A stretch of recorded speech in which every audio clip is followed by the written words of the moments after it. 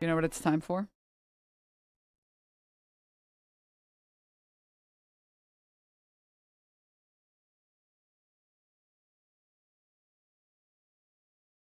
That's right.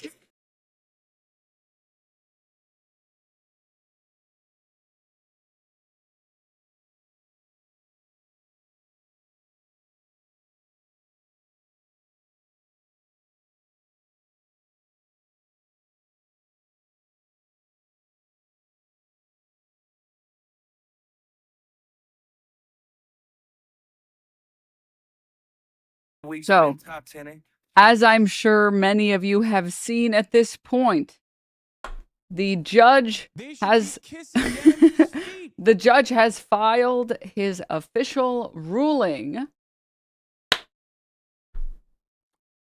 and has said, as a matter of law, my reaction was in fact transformative and fair use, and we won. That's right, we won. Uh-huh. You know, let's just say, are gone, people.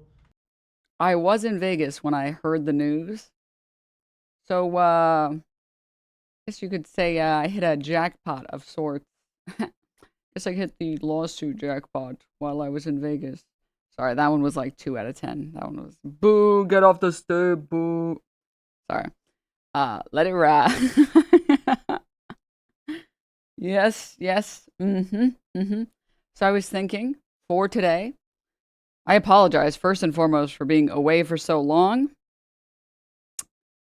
I was super, super duper busy. I was like literally out of town Monday through Wednesday. And I get the news and I'm like, I gotta go back and work on this. I gotta go work. And then I did say I wouldn't be here on Thursday, and then I had to take Friday off because I was doing some Anime Expo stuff. And then I took yesterday off because I was working on. Let me pull it up. I don't have it up. Hold up. Go into Google, YouTube. Just pulling up the video. Yes, that's right. I was working on a video about the lawsuit. Mm-hmm. That's right. That's right. Denims has better suit game. Oh, thanks. Thank you. Thank you. I try. I try a little bit. I try a little bit. Purple top next to your hair looks great. Thank you. I actually was really sad because I had other tops, but they should be kissing Denims' feet. I feel like the purple was the way to go. You know what I mean? But yes, I have many things to tell all of you guys. I was thinking I could show you guys this video I worked on. I hope you guys like it. Graphic design, video editing is my passion. I have ADHD brain, so I can only make YouTube videos if I do them all in one day.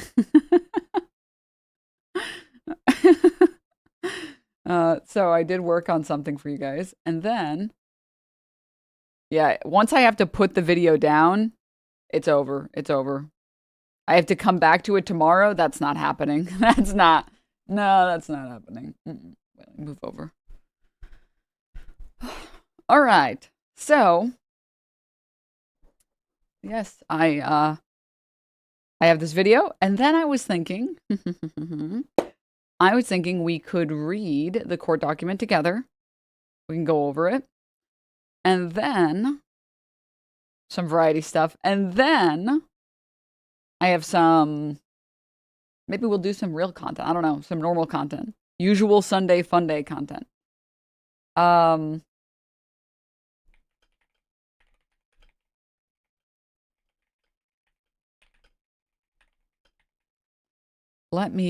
We got to do a blast off tweet. 1 second. I got to do a blast off tweet, and I got to do a blast off IG. Quick, everyone say cheese.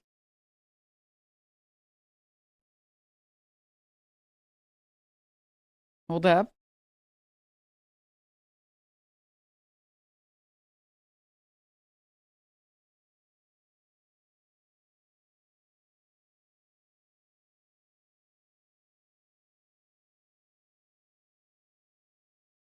I don't like that photo. Hey, I didn't say penis. I said say cheese. The fuck is wrong with you people? Okay, wait. Wait. Lock in.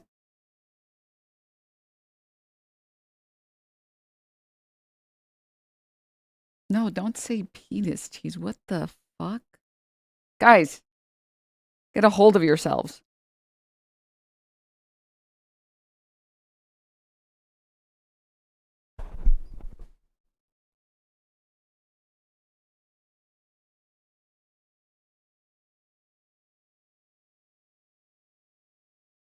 All right, that looks good. That looks good. Hold on. Let me get one of these.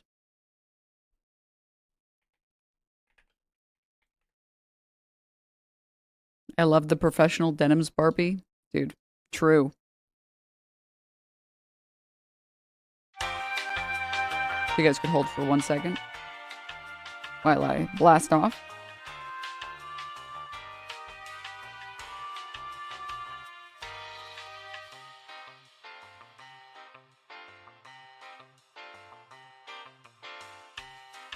Fifth floor, please. Could you press 2 for me?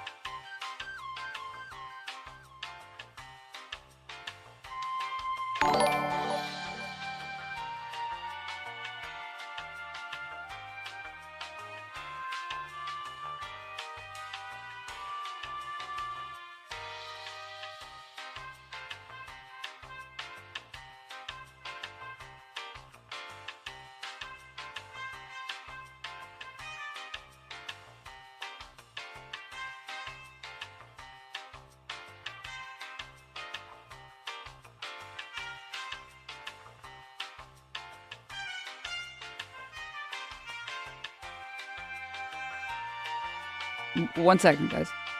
1 second. Don't yell at me, chat.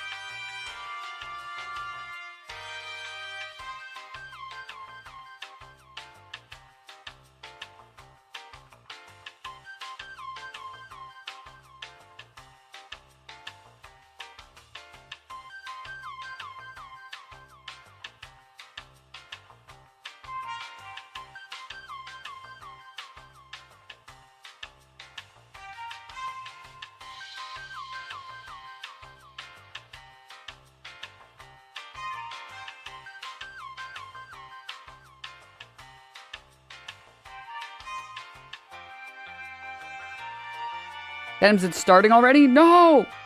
Stop! 1 second.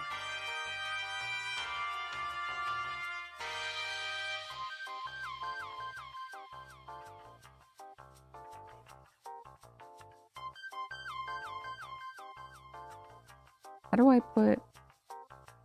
Wait. 4,000 people in the elevator. It's way over capacity. No, it's fine. How do I... There we go. Hey guys, is the website working? Oh, good.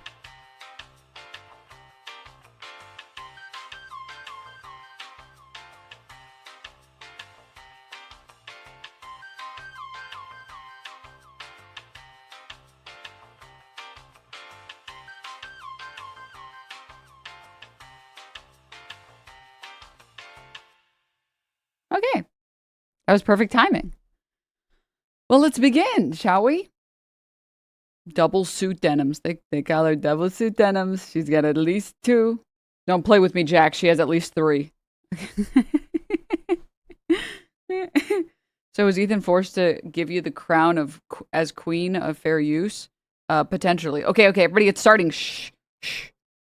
I gotta play like that lady that shows up in AMC where she's like, please turn your phones off. All right, wait. How do I? There we go. Think that works? Oh, that works. That's fine. All right, let's go. No, not this. Forgot I premiered it. Okay, here we go.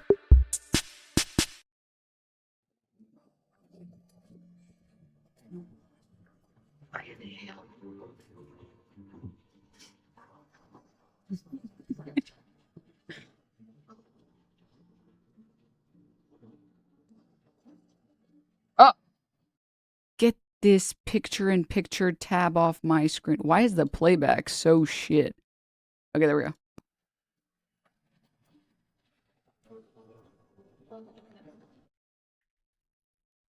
Oh, hey there. It's your old friend, Denims. I have a lot to catch you up on, but before that, a quick message for Ethan. Look at me. This is me. I win, you lose. And you will continue to lose, and I'll tell you why.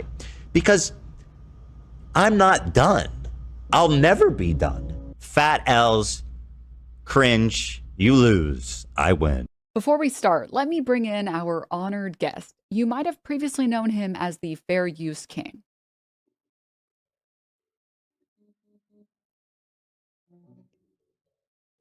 And let me just...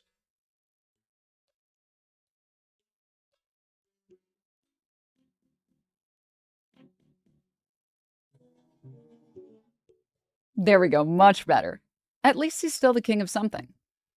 Now, I'd like to announce as of July 1st, 2026, after almost exactly a year, I have won my lawsuit against Ethan Klein and saved React content on the internet for everyone. Yay! For anyone that doesn't know, last January, I did a stream where I reacted to Ethan's content new Kassan Piker, and even though I more than doubled the runtime, he still sued me for it. My reaction stream had more commentary than literally anyone else who reacted to the content nuke, and most of my reaction was critical of the political message in the video. If Ethan had won, or if he wins on appeal, make no mistake, every single React streamer on the internet is completely and totally boned.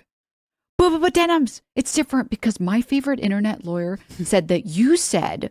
Just wanted to say, this is the stream version is a director's cut. There was a lot of different options to use, and I highly considered using the bald one, but this one is so good. That you wanted to maliciously steal his video. I think now is a good time to finally dispel this talking point. I did not say or do anything to try and deprive Ethan of revenue. There are lots of different versions of this claim, like that I told people to not watch his stream or to watch my stream instead of his, or that I advertised my stream as like a place to watch the nuke, or that I told anyone else to do any of those things. But none of that happened. And yet a bunch of people became convinced that I would lose my lawsuit because of this. Like, a lot. Tonight, I'm gonna have myself a real good time. I feel alive. And the world traveling inside out, yeah. Floating around in ecstasy. So stop me now. Cause I'm having a good time, having a good time. She's cooked. I mean, I now move my percentage for Denims losing above 90%. Denims is cooked. Like, this is not going to be good. I saw that some people are getting sued for reactions, it's people that like maliciously react, like they react to people they hate. They're like, watch me so that they don't get any views. Like, yeah, you can't do that. You cannot go out there and use your content in your platform as a replacement for what they're doing and say you're doing that and advertise that you're doing that. It's like, I think whatever happens with this lawsuit, I don't know what the fuck will even happen as a result of this, but either way, she's losing. I don't like watching desperation, like all those videos of like small animals getting eaten by snakes and shit, sort of primal shit of like a human being in that scenario. Denims does deserve it, so maybe it is worth watching. About that lawsuit, honestly, I feel like they're already fucked, right? And I feel like they're basically cooked no matter what. Denims raised $15K for Ethan. That's nice of her to do that. The lawsuit asserts that there has to be some kind of like conspiracy with the graphic design is my passion. Video editing is my passion. It's nice of her to do that. The lawsuit asserts that there has to be some kind of like conspiracy with the H3 Snark mods, but I've never communicated with any of them in any way. So what exactly did I say that proves this malicious intent and involvement in this conspiracy? Well, here are the clips from his video. We're relying on you to stay live so we don't give more views on the nuke. Yeah, I'm gonna stream it. Since he confirmed it's coming out today, we're gonna stream it. If you want to watch it with someone else who's already watching it, you know, come enjoy the watch party somewhere else. If you enjoyed not giving any views to that terrible video, follow, subscribe, throw a prime if you like the content, if you enjoyed your time here. Compelling, right? Here's the thing. I don't care how many views Ethan's video gets. It's just not something that's ever crossed my mind. So in that first clip, when I read that chat message, I answer their question and move on. I hope you guys don't mind me not lambasting that chatter. The second clip is so plainly out of context that I don't really know what to think of it, especially considering that they also tried to use it in the filing. Let me play the full thing for you. Yeah, this is another thing. Don't go bother Hassan while he's in fucking Japan having a good time. Don't bother him about this stupid garbage. Like, I think it's bad enough to like lose a friend, especially someone where someone you really try to like make a better person. The last thing I would want while I'm vacationing in Japan is to be fucking linked 100 times some video from a deranged ex of mine, right? If you want to watch it with someone else who's already watching it, you know, come enjoy the watch party somewhere else. I don't think that needs any further explanation. I mean, this is the director's cut, so I'm going to give a further explanation. But it is crazy that people were like, you literally said, go enjoy the watch party somewhere else. You had to be saying, don't watch it with Ethan. And it's like, no, I was saying, don't go bother Hassan about this content puke, huh? What the hell are you talking about? What the fuck? The last clip is me shilling at the end of my stream. So, you know, after I had just spent the past 4 hours tearing this video apart, what can I say? I thought the video was bad. Whether or not people watch his video is just not something I had thought about at all. If you want to argue about it, the viewership of my stream is totally insignificant compared to his. And nobody that listened to me criticize him for 4 hours was going to watch his video anyways, because it's a completely different experience. And I mean, that is literally what the court found. So all of that to say, there isn't anything uniquely special about this case. Technically, between you and me, even if there was, intent doesn't actually matter when it comes to analyzing whether or not something is fair use. There is not, in fact, a secret fifth pillar of fair use. So yeah, Ethan posted this IG story saying that he would be proceeding with an appeal. And as I've stated from the very beginning, I will be fighting this lawsuit to the end. I could not have gotten this far without all of your support. And to be honest with you guys, it has been kind of expensive. So from the bottom of my heart, if you would like to help me fight this appeal to defend React content on the internet, please go to ethankleinlied.com and donate or exclamation point GoFundMe GFM in chat. $5, $10, $20, really any amount that you're able to. Thank you again to everyone who has supported me and believed in me. And as I said before, I look forward to beating Ethan Klein in court. Besides that, I stream on Twitch Thursday through Sunday at 7 a.m. PST. I also might be doing a mass unban. So if you are one of the morons that told me I was going to lose my lawsuit, you owe me an apology. Come say hi. All right. Bye. Denims, the queen of self-owning, you prevail again. Thank you, Ethan. Thank you, Ethan. I appreciate it. Thank you so much. I do prevail again. You're so right, King. Well, not King anymore, but you know what I mean. How respectful. Anyways, I hope you guys enjoyed it. I spent all day on that yesterday. Wow, zero commentary. Denims should sue. Denims should sue Denims for not reacting to that. Denims should do that. How could she?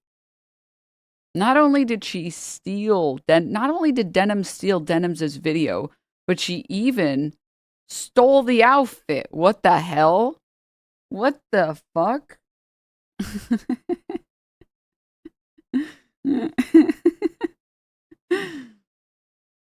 Anyways, yeah, I hope you guys liked it. I hope you guys liked it. I feel like I did it okay. I also feel like, I'm aware that a good number of people are just going to be dishonest anyways, but it's not for them. It's for everybody else, you know? And I do feel like a bunch of people seem to have thought that, like, intent was a pillar and seem to have believed, like, the framing. So I was like, you know what? Now is a good time to do this. Now is a good time. Short, sweet, to the point. You smoking a cigar at the beginning was my fave. Dude, I still smell like smoke, by the way. And I don't smoke. There's so many takes where I'm just coughing. I'm like, oh my God. Yeah, it's bad. It was not bad. I mean, it was not good. It was not good. And I did in fact go to the cigar shop and said, give me your fattest cigar. So.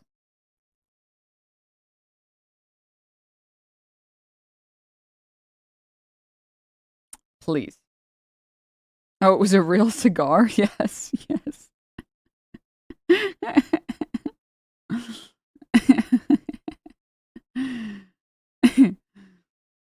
Why did you smoke a cigar instead of a big blunt? Because then I'd be too high to make the video. Hello?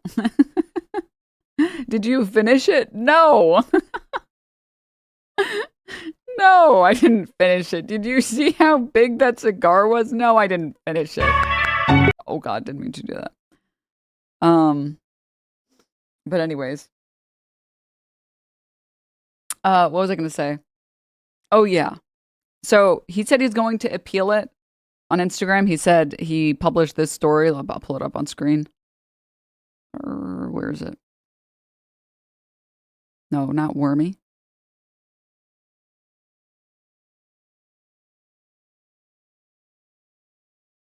Wait.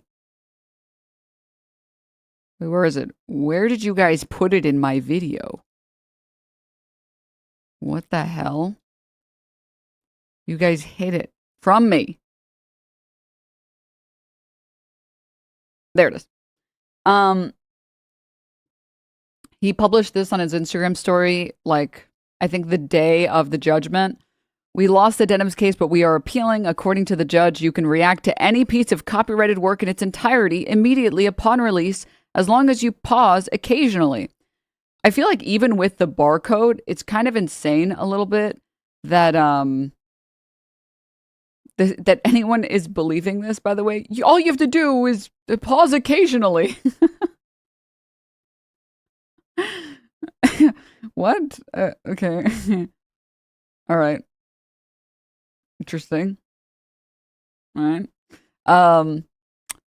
As long as you pause occasionally, you can even explicitly state your intention is to steal money and traffic from the original source, which I didn't even say that. Like, I don't understand. Judgment is also in total contradiction to the other judge's ruling in the same district regarding the snark mods. This is also just incorrect. The judge in the other case said that they explicitly won't rule on whether or not my work was fair use. So it's not completely in total contradiction. But they explicitly said that was beyond the purview. So I don't, Okay. And then I'm extremely confident this will be overruled by the appellate courts and we will be proceeding with the appeal immediately. So yeah, I will, in fact, be fighting. I'm going to keep fighting.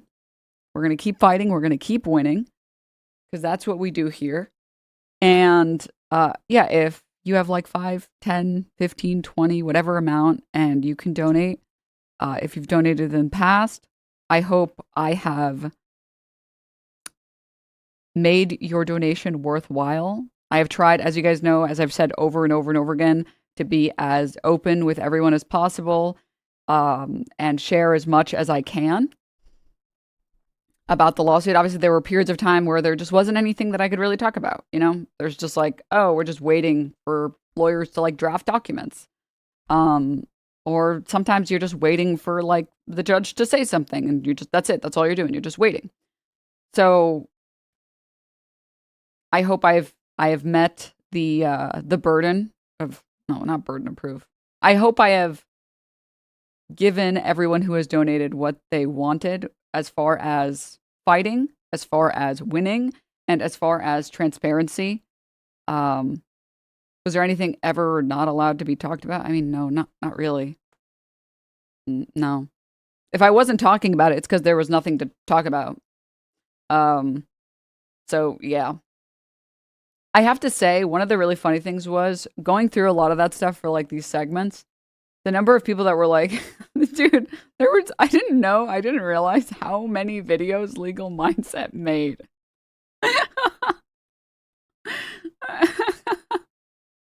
There were so many that were like, is she an idiot?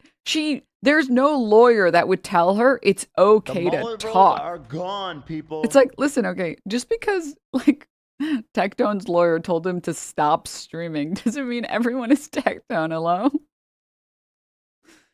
What? Huh? I don't understand. What? She's so fucked. She just incriminated herself with this one easy trick of a statement. It's like, what?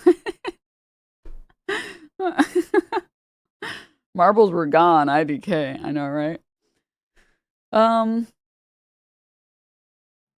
But yeah, so it is going to appeals as far as I know. So if you can donate, I would really appreciate it. It would mean a lot. Like straight up, every dollar matters so much.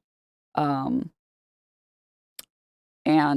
I appreciate everyone who has donated to this point. I hope I have made your donation as worthwhile as possible. And I hope I will continue to make all of your donations and support worthwhile. There's something else that I wanted to say on that. Also, GB Cats, thank you so much for the 50 gift subs. What the hell? Sicko, thank you so much for the tier 1. Metal Moss, thank you for the 20 months at Prime. Thank you guys so much for all the support.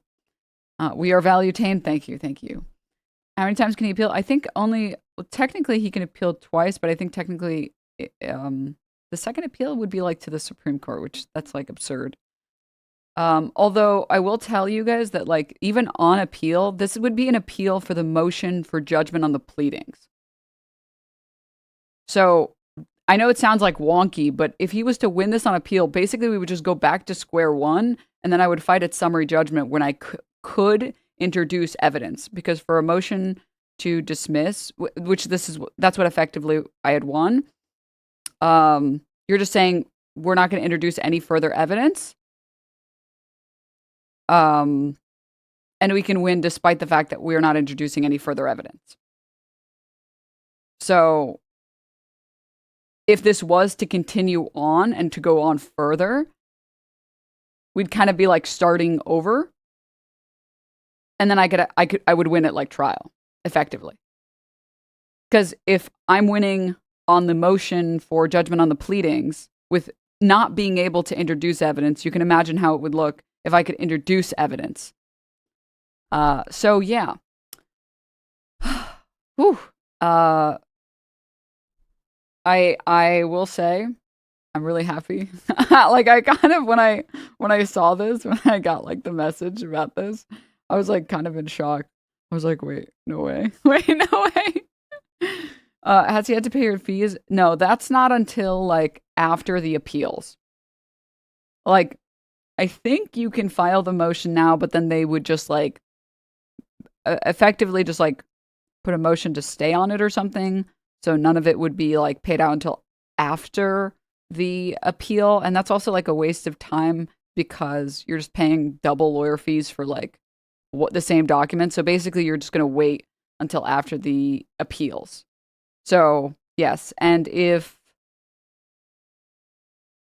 we go to appeals and then he appeals it and then I win, then I would file to potentially get lawyers' fees back. Potentially. Stuff is just like, things can change a lot over the course of like a long ass lawsuit. So yeah. But that's not anytime soon. That would be after appeals. And appeals could be like, the appellate court could take like another year to decide. Like, this is like, chat, just so you guys know, a year for federal court is really fast. Because make no mistake, this isn't federal court. A year ruling, sorry, a ruling after only a year is a really, really fast turnaround. So we're kind of speedrunning this bitch. Yeah. So yeah, I might still be in this case for under a year, probably over a year. So any donations, any support would mean a lot. I really do appreciate it. And also, I have to say, all the people who donated to my GoFundMe, and they were like, wait 1 second, let me pull this up. And they were like, this is going straight to Ethan's pockets. Donating this so it can go to Ethan. It's like, how did that play out for you, man?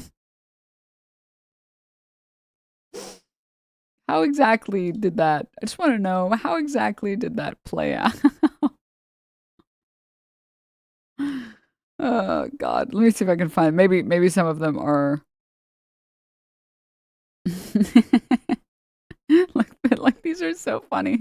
Thanks for the $5. Ethan Klein has done more to improve Twitch than the owners and management. Stop seeking attention online. How can you take this money in good conscience? Settle. Uh-huh. Uh-huh. But yeah. Let me see, where is this? This one. This one was good. So happy to donate to this pro-terrorist Twitch streamer. I'm glad it's going to a good cause, aka Ethan's pocket when he drags you in court. How did that play out for you? Thanks for the $5, I guess. Thanks. Appreciate it. Do you want to donate another $5? This one for sure. One more $5 donation, and this will for sure go to Ethan.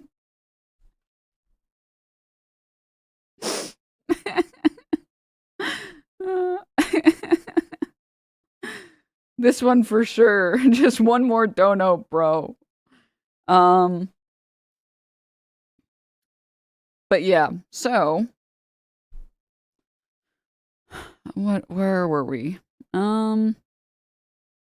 Yeah, so I really do appreciate all the support. Please do donate if you can. If you can't, I totally understand. Your crown is beautiful, and also you're winning the suit meta. Thanks, thank you. Because all we do is win. All right, exactly. So I was thinking from here on, from this point forward, we could look at. Congrats on the win. Did you win on both parts of the lawsuit? Well, no, this was all just like the first part of the lawsuit. Like I said, the courts are in general just kind of like, there's a lot of weird processes. From my understanding, the appeal on this one means that the other part of the lawsuit is going to be like effectively ignored in the meantime. So we'll see what happens. I don't know. We're just gotta wait. It's just a waiting game. But this was a definitive win. So I wanted to show you guys all the filing from the judge, which was mostly unchanged from the tentative ruling. But let me pull it up.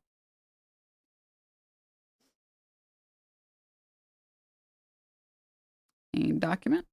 Great. And then let me probably download this. There we go. Yay. Here we are. Does it at least make it easier for you to win the other part of the lawsuit? Maybe. Not necessarily, but maybe. What, there's more than one lawsuit? Well, technically the original lawsuit filing, or the original filing by Ethan, it was a two-parter where one of them, which was the one that he basically paraded around, was the copyright infringement of the nuke. he was claiming copyright infringement of the nuke, and then he was claiming copyright infringement of his podcast. So they did like a podcast episode as they were announcing the nuke, where it was like, yeah, it's going to drop right now. It's going to drop any minute now. And I reacted to that. So they're suing me on both of those counts, or I don't know if you would call them counts in civil court.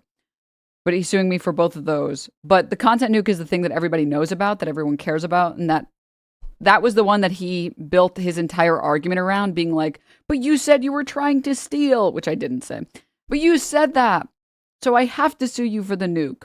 So, yeah. But the nuke is hereby defeated.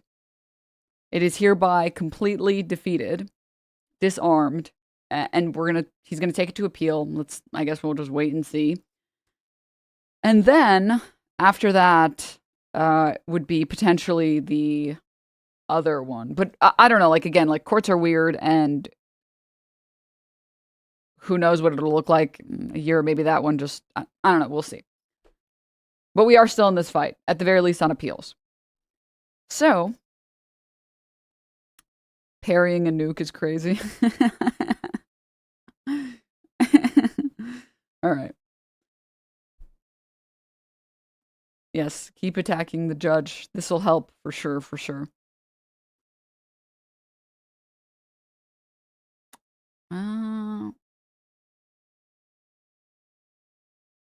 The streamer I was watching was trying to debate this, and they Googled free use on stream. Did you guys like my prop? Why is it so far?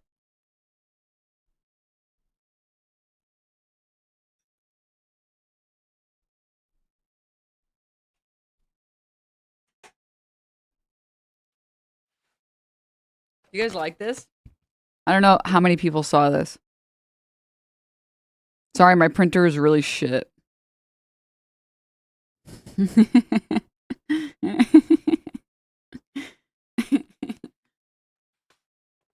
don't know if you guys liked it.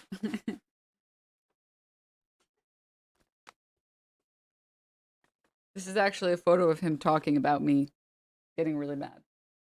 All right. Put that down. Dark mode printout is crazy. Wait a minute, you're right. Why don't I switch to light mode before I printed it? Oops. Ah. Much respect. Ethan had you canceled for a month over hummus. Mobilize hate modes. It's insulted, demeaned, defamed. Tried to financially ruin you. I mean, like, listen, man. I just feel like could have used a Burger King crown. I tried to find one that was as close to a Burger King crown as possible. I just feel like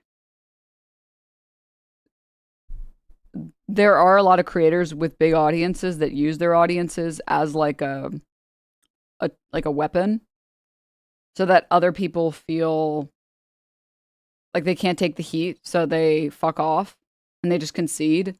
But like, I don't know. Maybe it's just because chat bullies me every single day. Like, you're just like one more dude bullying me. Also, the H3 people that insult me are not insulting me well. Like, I'm sorry, insulting me by donating to my GoFundMe and saying, here you go, you terrorist sympathizer. This is so it goes to Ethan. It's like, thanks. Okay. Sure, man. Okay. Why wouldn't you just donate this directly to Ethan? I don't understand. Or like the fucking actual human bots coming in and being like, how's the lawsuit going? How's it going? How's the lawsuit going? It's like, what the hell is wrong with you people? Oh. So, thank you guys also for believing in me. I really appreciated it. I really appreciated all the support. Financial and otherwise, it has meant a lot. Because, you know, I knew I was gonna... Listen, guys, I'm a tank main, all right? I knew I was gonna lock in, and we were gonna climb, okay? We were getting some LP today, all right? But sometimes, you know, just because you can win solo tanking doesn't mean you want to solo tank. You know, sometimes you just want one good support on your team. You know, and I feel like I had a good support on my team in the form of chat. So I appreciate it, guys. I really do. Cleric, been solo tanking so long. So let's take a look at the judge's ruling. I have to say, the cope I've seen is so fucking funny. We'll do the Asmon react as well after this, but the cope where it's like, oh, so you can just react to anything as long as you soy face. It's like, dude, you gotta like look inward for a second and tell yourself to grow up and realize that there's no way that a human being was soy facing at a camera for 2 hours. You would rather keep repeating something with that is totally and completely incorrect than like go and watch any of my stream. Like, really? Like, what? Okay. All right. Am I projecting here possibly? No. Must be everyone else. The go-to right now is so I can just watch a whole Disney movie.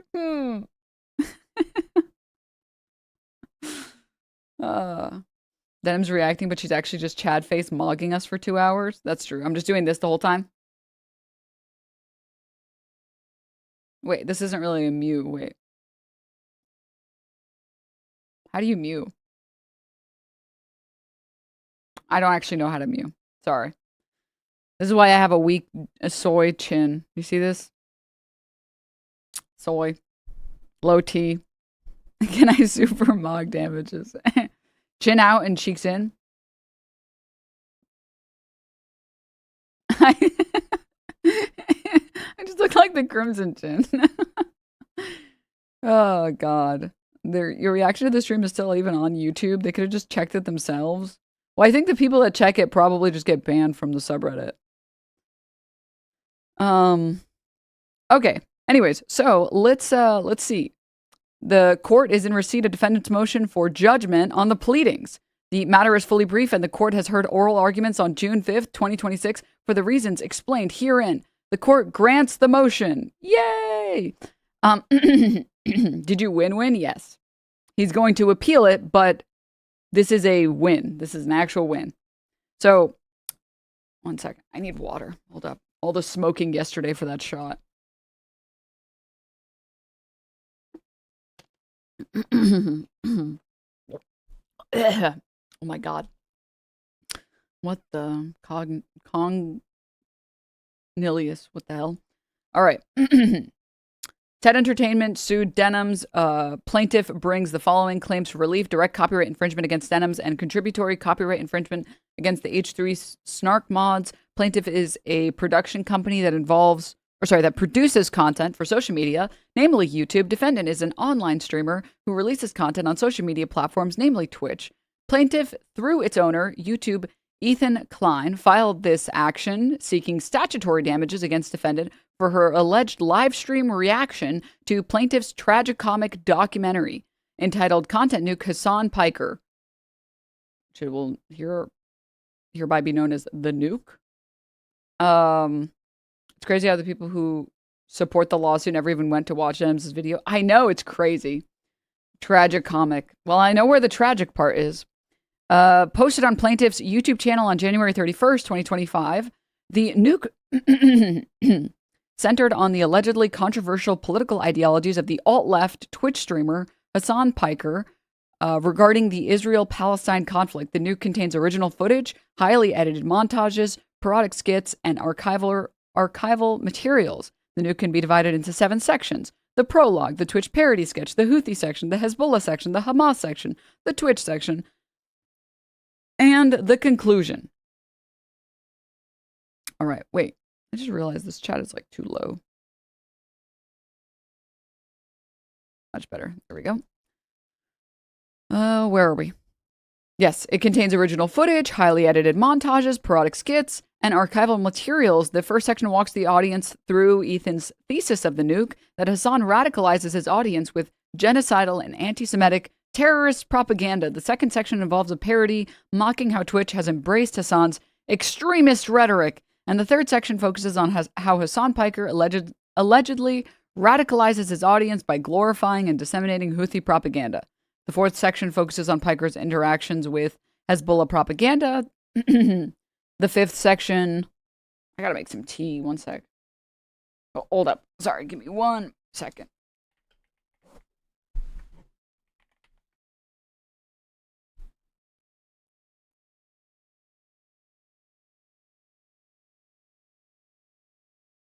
Okay. I will get the tea in a moment. It's been 1 second. It's been 1 second, please. All right, where were we? Right. In the final section, no. The fifth section focuses on Piker's interaction with Hamas propaganda. Sixth section explores Twitch's alleged role in enabling Piker to violate Twitch's community guidelines. In the final section, Klein presents the two motivations behind the nuke, which are to stop Hassan's infiltration of mainstream media. And how did that work out? And to hold Twitch accountable for enabling anti-Semitic and anti-Israel animus on its platform. Interesting. What gets to me is that the nuke did not have any effect on Hassan at all. Yeah. The world's smallest violin, dude. The world's smallest violin. The film aims to expose how Piker radicalizes people online to be anti-Semitic and anti-Israeli and criticizes Twitch as a platform. On January 27, 2024, plaintiffs submitted an application to register the nuke with the United States Copyright Office. On January 28th, the USCO received the deposit copy of the nuke. The registration number for the nuke is, and then it describes the number. And then, when do we get to the Denims part? Well, this is just like, yeah, this is just the background. This is just like, here's what the nuke is about. Okay, throughout defendant's live stream, so this is where I come in. This is where I come in. Defendant provides commentary where pertaining to the criticism of the nuke. Indeed, plaintiff states, this is saying, indeed, Ethan Klein states where the nuke seeks to expose how Piker radicalizes people online to be anti-Semitic and anti-Israeli. Denim attempts to use the nuke for the exact opposite purpose, to radicalize her audience to be anti-Semitic and anti-Israeli, along with defending Hassan. I want to see the appeal. The appeal is just like, I changed my mind. Denims actually is not anti-Semitic. She is not antiseptic. And she's never been antiseptic. During the live stream, so this is, by the way, for anyone who doesn't know, the judge is quoting Ethan Klein's original 70-page filing against him. This is the judge saying, you literally admitted her purpose for the work was fundamentally different. You're trying to convince everyone to be anti-Hassan and showing them that, you know, he's super anti-Semitic and anti-Israeli. And you literally admitted that Denims is trying to use it for the opposite purpose to get people to be anti-Semitic and anti-Israeli.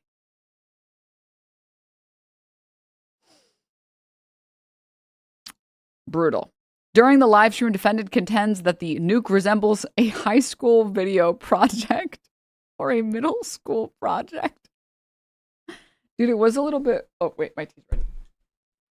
Ow.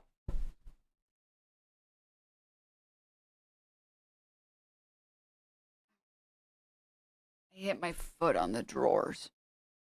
Owie. Ouchie. Okay, we're good. Where were we? Lock in, chat, lock in. Right. I'm gonna be honest, chat. After the lawsuit came through, I was like, oh, I should probably go and like watch my video, huh? Let me go see. How this looks. And then obviously I watch it and I was like, dude, this bitch won't shut the fuck up. Fucking pausums, dude. Oh my god. This lady won't shut the fuck up. Christ, play the video.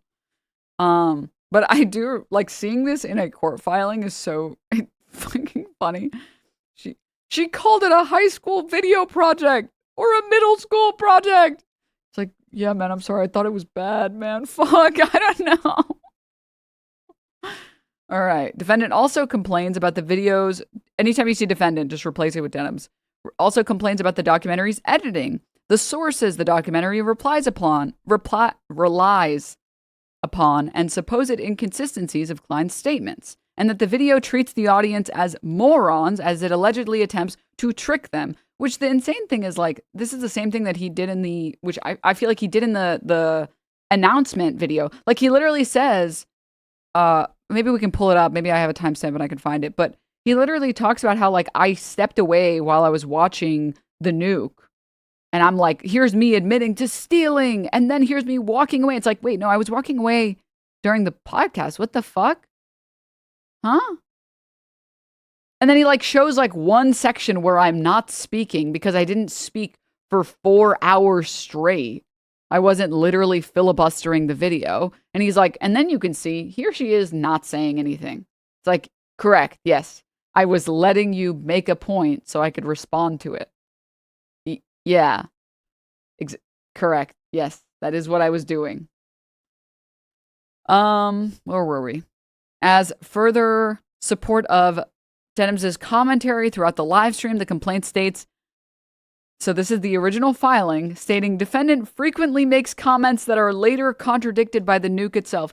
I think I said really early on that it felt like the original filing by Ethan, the 70-page original filing by Ethan, it felt more like a document made to convince the internet than it did feel like a document to convince a judge. Because there were a lot of things in there that made no sense to be in there. Like this part.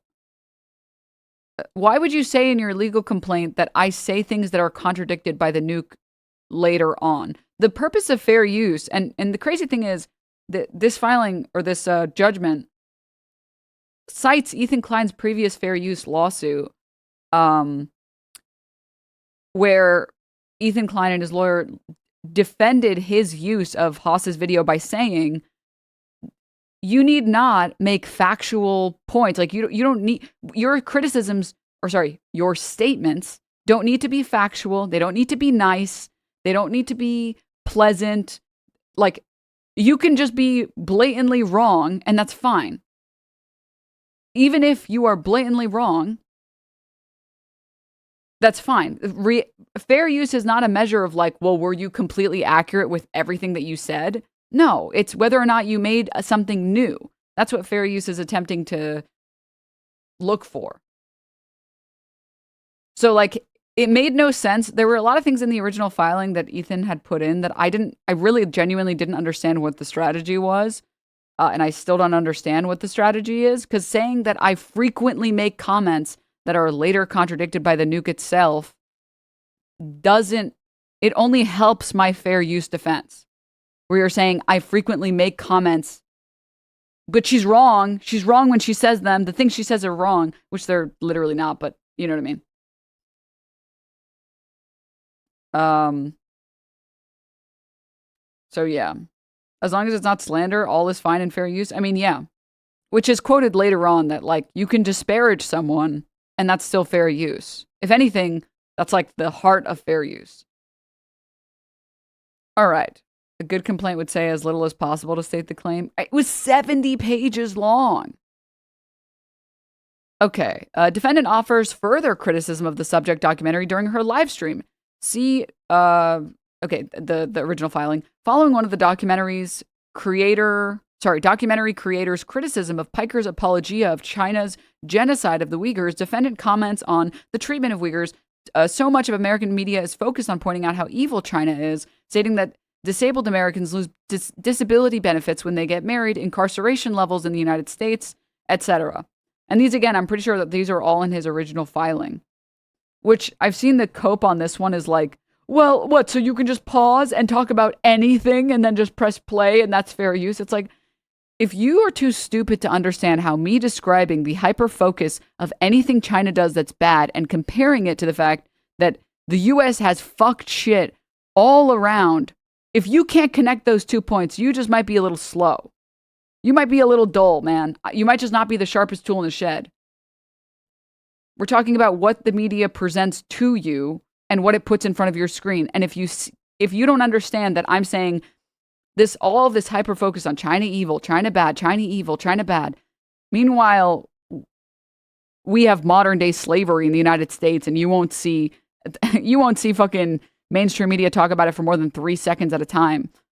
If you don't understand that, you're just, again, you might just be slow, dumb, idiot, stupid, moronic. All right, continuing. Additionally, during the live stream, Denims challenges Klein's perception of Piker's sentiments regarding the interaction between imports and the fleeing of Jewish people from Israel, disputes Klein's account of the events of the occurrence of sexual violence of hostages, which specifically what I said was that there was a UN report on the fact that there was no evidence for systemic sexual violence, not that there was no sexual violence that occurred, which is what I said. Whereas in Israeli prisons, sexual violence is used as a method for achieving goals. Whereas there were no reports that we could find from third-party organizations that saw any evidence of this. Again, not that there weren't individual instances, but that it wasn't used as a tool for oppression or as a tool of violence. IDF rape dogs, entire country had pro-rape riots. Yeah.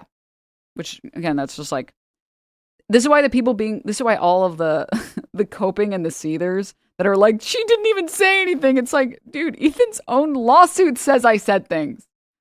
His own lawsuit talks about all the things that I said. All right.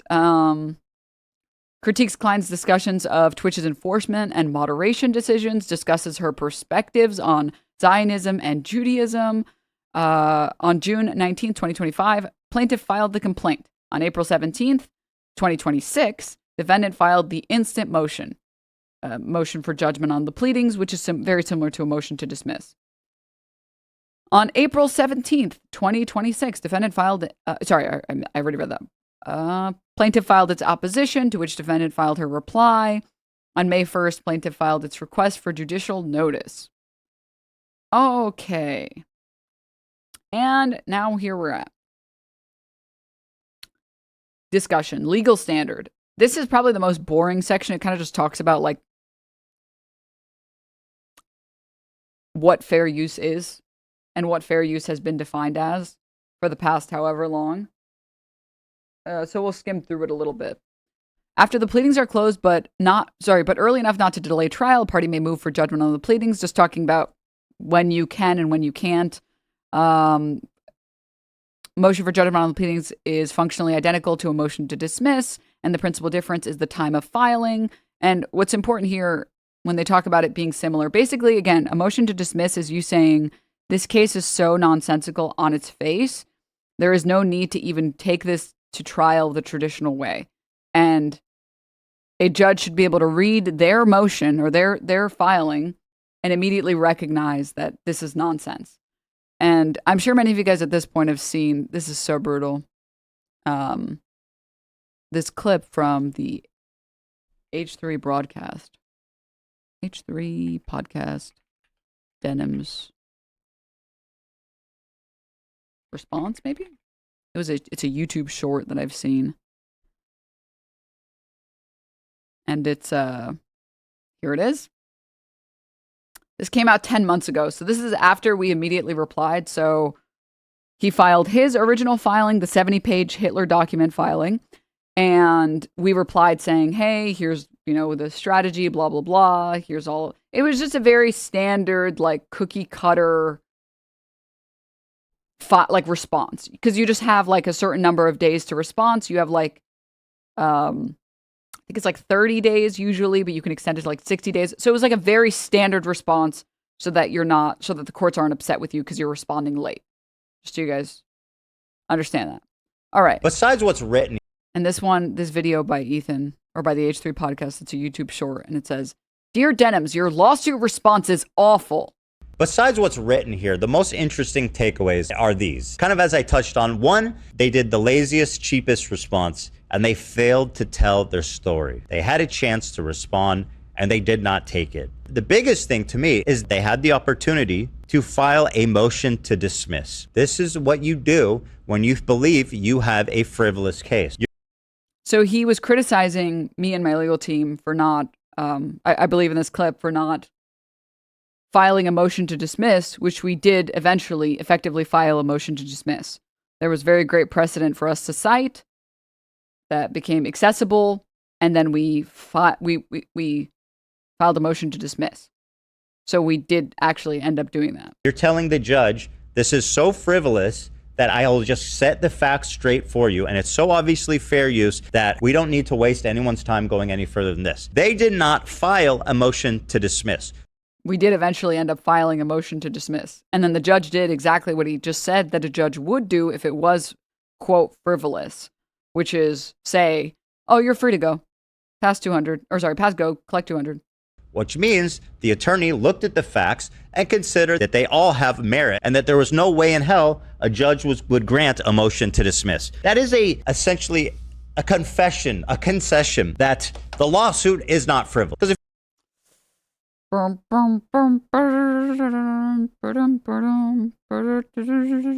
I think that was pretty good. I think you guys understood what theme song I was doing. Dude, the replies are so good. Sort by, just go to any of these old videos, sort by newest comments. Take the L, Ethan, move on before you embarrass yourself. If you're H3 fans, if you're interested in funding the lawsuit of another narcissist piece of shit, I'll gladly take your money. It apparently was better than you thought. That's cute. No brainer is an apt term for anyone who's still an H3 fan. It's clear you couldn't let the lawsuit speak for itself because it's actually about cash grab, doxing, defaming defendants. I mean, I would just say that it was like, I do kind of feel, this is pure conjecture, just my personal opinion. It's hard not to believe the people that have said that it was probably an attempt to sue Hassan for reacting. But then Hassan didn't watch it. I do feel like that was maybe the original I'm not a mind reader. I can't read his mind, so I don't know. Maybe it never was about Hassan and he never wanted to sue Hassan. But it did feel like looking back on it, it's like, Hassan's hot. I wonder if that was all just like, it was all an attempt to get to sue Hassan. Maybe. I don't know. Let's see. Ethan, if you're reading this jump, Denims is celebrating like she crushed Ethan. It's a tentative win, not a final one. This can go on for a very long time, and victory is not guaranteed. At best, her win is that a judge saw enough of a counterargument to not dismiss her outright. That does not mean the judge's mind is made up, and that definitely it cannot be changed. And Denims will spend a fortune just to stay in this fight. She'll be lucky if she can afford a box of Pokimane cookies after this. this comment. Sad trombone sounds 2 days ago.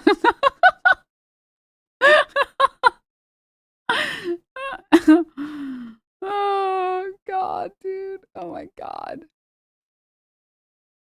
There was one other part of this.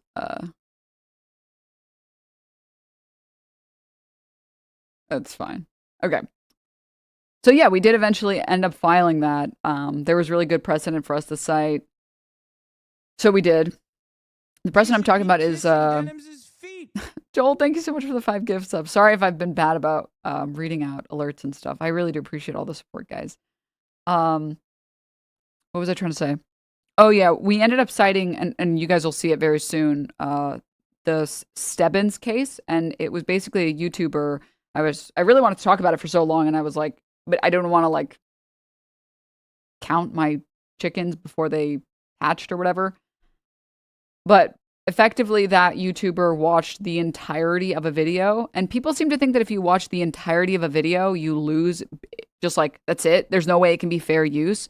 But fair use is a very like fluid thing, and it's very like, you know it when you see it. Like, you know when you watch something and it feels like a new product, and it feels like you created something new, right? And so it actually doesn't matter if you're using all of a video or some of a video. It matters what you do with what you use, and whether you use the like correct amount or whatever. Like porn or cringe. Yeah. I didn't know that you know it when you see it was about porn, by the way, for so long. I thought it was just used about everything. But yeah. A judge literally wrote that down when describing porn. I mean, fair use is very similar where, I mean, and just think about it as like a viewer, if you watch Twitch streams or if you watch like YouTube videos, when we watch SS Sniper Wolf or whatever, and she's like, wow, it's like, this does not feel fair use. This is not, right? But you watch somebody else and then you're like, oh, wow, that was a lot of commentary. Okay. Can you stop pausing? Can you just stop? Can you play the fucking video? You know what I mean? You know what feels like a new product just by watching it. So the Stebbins case, which is what we had cited, that was huge. It was a YouTuber suing some other YouTuber and also technically YouTube. Because, and they said effectively that like, he watched the whole thing. These people, they watched my whole video, my whole like 3-hour video. How could they do that? That's not okay. And the judge was like, it doesn't matter that they watched the whole thing. That's not like, it's not like if you do this one secret trick, that's it, it's over. It's done. You're over. You're done. It's a combination of things that come together. Right? The just play the video is actually a really good metric. Yeah. All right. Continuing. Where were we? Same standard applies to motions brought under either rule. Thus, the issue presented by a Rule 12C motion is the same as that posted in a Rule 12B6 motion, whether the factual allegations of the complaints state a plausible claim for relief. Claim is... Okay, and then... This is like, again, just talking about when you're allowed to file these motions. This is not really that important, or it's important for the law, but it's not important for talking about whether or not something is fair use, for stream. Evaluating the motion, blah, blah, blah. Judgment on the pleadings is proper when the moving party clearly establishes on the face of the pleadings that no material issue of fact remains to be resolved and that it is entitled to judgment as a matter of law. This is just saying, like, as long as we're not disagreeing with, like, major facts. So, like, if in Ethan's lawsuit, he said, like, I don't know, like, and then Denims left the stream for an hour. There might be problems there that, like, and we disagree and they refuse to, like, take it back or whatever. There might be such sufficient problems there that we can't have a motion on judgment of the pleadings because we're not agreeing to the facts of the case. But we're not necessarily disputing the facts. Did you or did you not have a stream on the 31st where one of the videos you reacted to was the content nuke in its entirety? Yeah, that's true. Yes, correct. Did you or did you not, I don't know, like watch the watch and react to the countdown episode? Yes, correct. So there's not like, there aren't essential issues that we can't correct. Like we both agree these events occurred. We both agree Ethan released this video. I reacted to it on this time, on this day. We both agree that my stream was this long. We both agree about all of the important facts of the case. So we can have a judgment for motions on the pleadings. Because if the second you have to introduce new evidence and say, wait, I disagree. That's not what happened. This is what happened. Then I don't think you can even do that. This is only for the purpose of this motion. All right, continuing. And then, this is the good part, all right, guys? And yeah, just to be clear, agreeing to the facts of the case is just for the purpose of the motion. You're saying, hey, even we may not necessarily agree with everything, but for the purpose of this motion, we are open to the interpretation and the recollection of events by Ethan and his team. Let's take everything he said as facts. Let's say everything he said is factual. We think you should be able to rule. The second we start disputing things and saying, no, that's not what happened. No, I actually reacted for like this thing, for this period of time, for this. Then you have to go to, actually go to trial. Yeah, it's called the light most favorable to the plaintiff, correct. And that's why this appeal, depending on how this appeal goes, it might just go on for even longer. The appeal ending is not like the end of the lawsuit. Technically, if I win, it probably is. But if not, it just means that we have to go to trial. Because this is just for the motion to dismiss, which is, I know some of it's a little confusing, but I hope I explained it to the best of my ability. All right, continuing. This part's pretty good. Analysis. And there is a little footnote here that says, plaintiff requests that the court take judicial notice of specific documents and records. First, plaintiff requests that the court take judicial notice of a video titled The Big, The Bold, The Beautiful, which was a reaction video to the work Bold Guy versus Parkour Girl in Haas v. Klein. This video was filed in District Court of the Southern District of New York in an action entitled Haas v. Klein. Likewise, plaintiff requests the court take judicial notice of a video entitled Bold Guy versus Parkour Girl, which was the plaintiff's work. And it's just describing all of the works from his original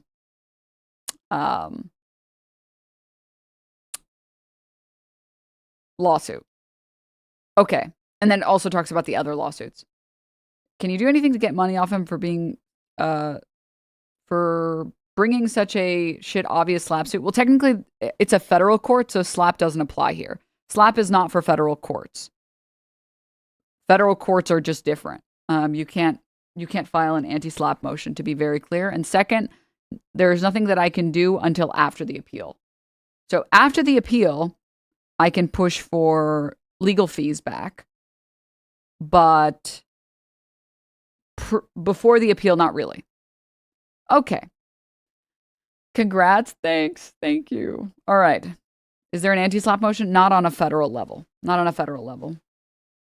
Anti-slap is like a specific California state thing, not a federal level thing. Yeah, it's on the state level. All right. Continuing. Defendant moves for judgment on the pleadings as to plaintiff's first claim for relief for direct copyright infringement as to the nuke based on the second affirmative defense of fair use as pled in defendant's answer. The fair use doctrine is an equitable rule of reason that permits courts to avoid rigid application of the copyright statute when on occasion it would stifle the very creativity which that law is designed to foster. So the whole purpose of like copyright law is so that like there is creativity that can thrive. Right? That you can work on a creative piece and that other people that like, sorry, let me correct my statement. That we incentivize people to make creative works. Right? If copyright law is so stringent that you can just target anyone for making anything that's parodic or criticizing or whatever, you're like, that's the antithesis of what copyright is meant to do.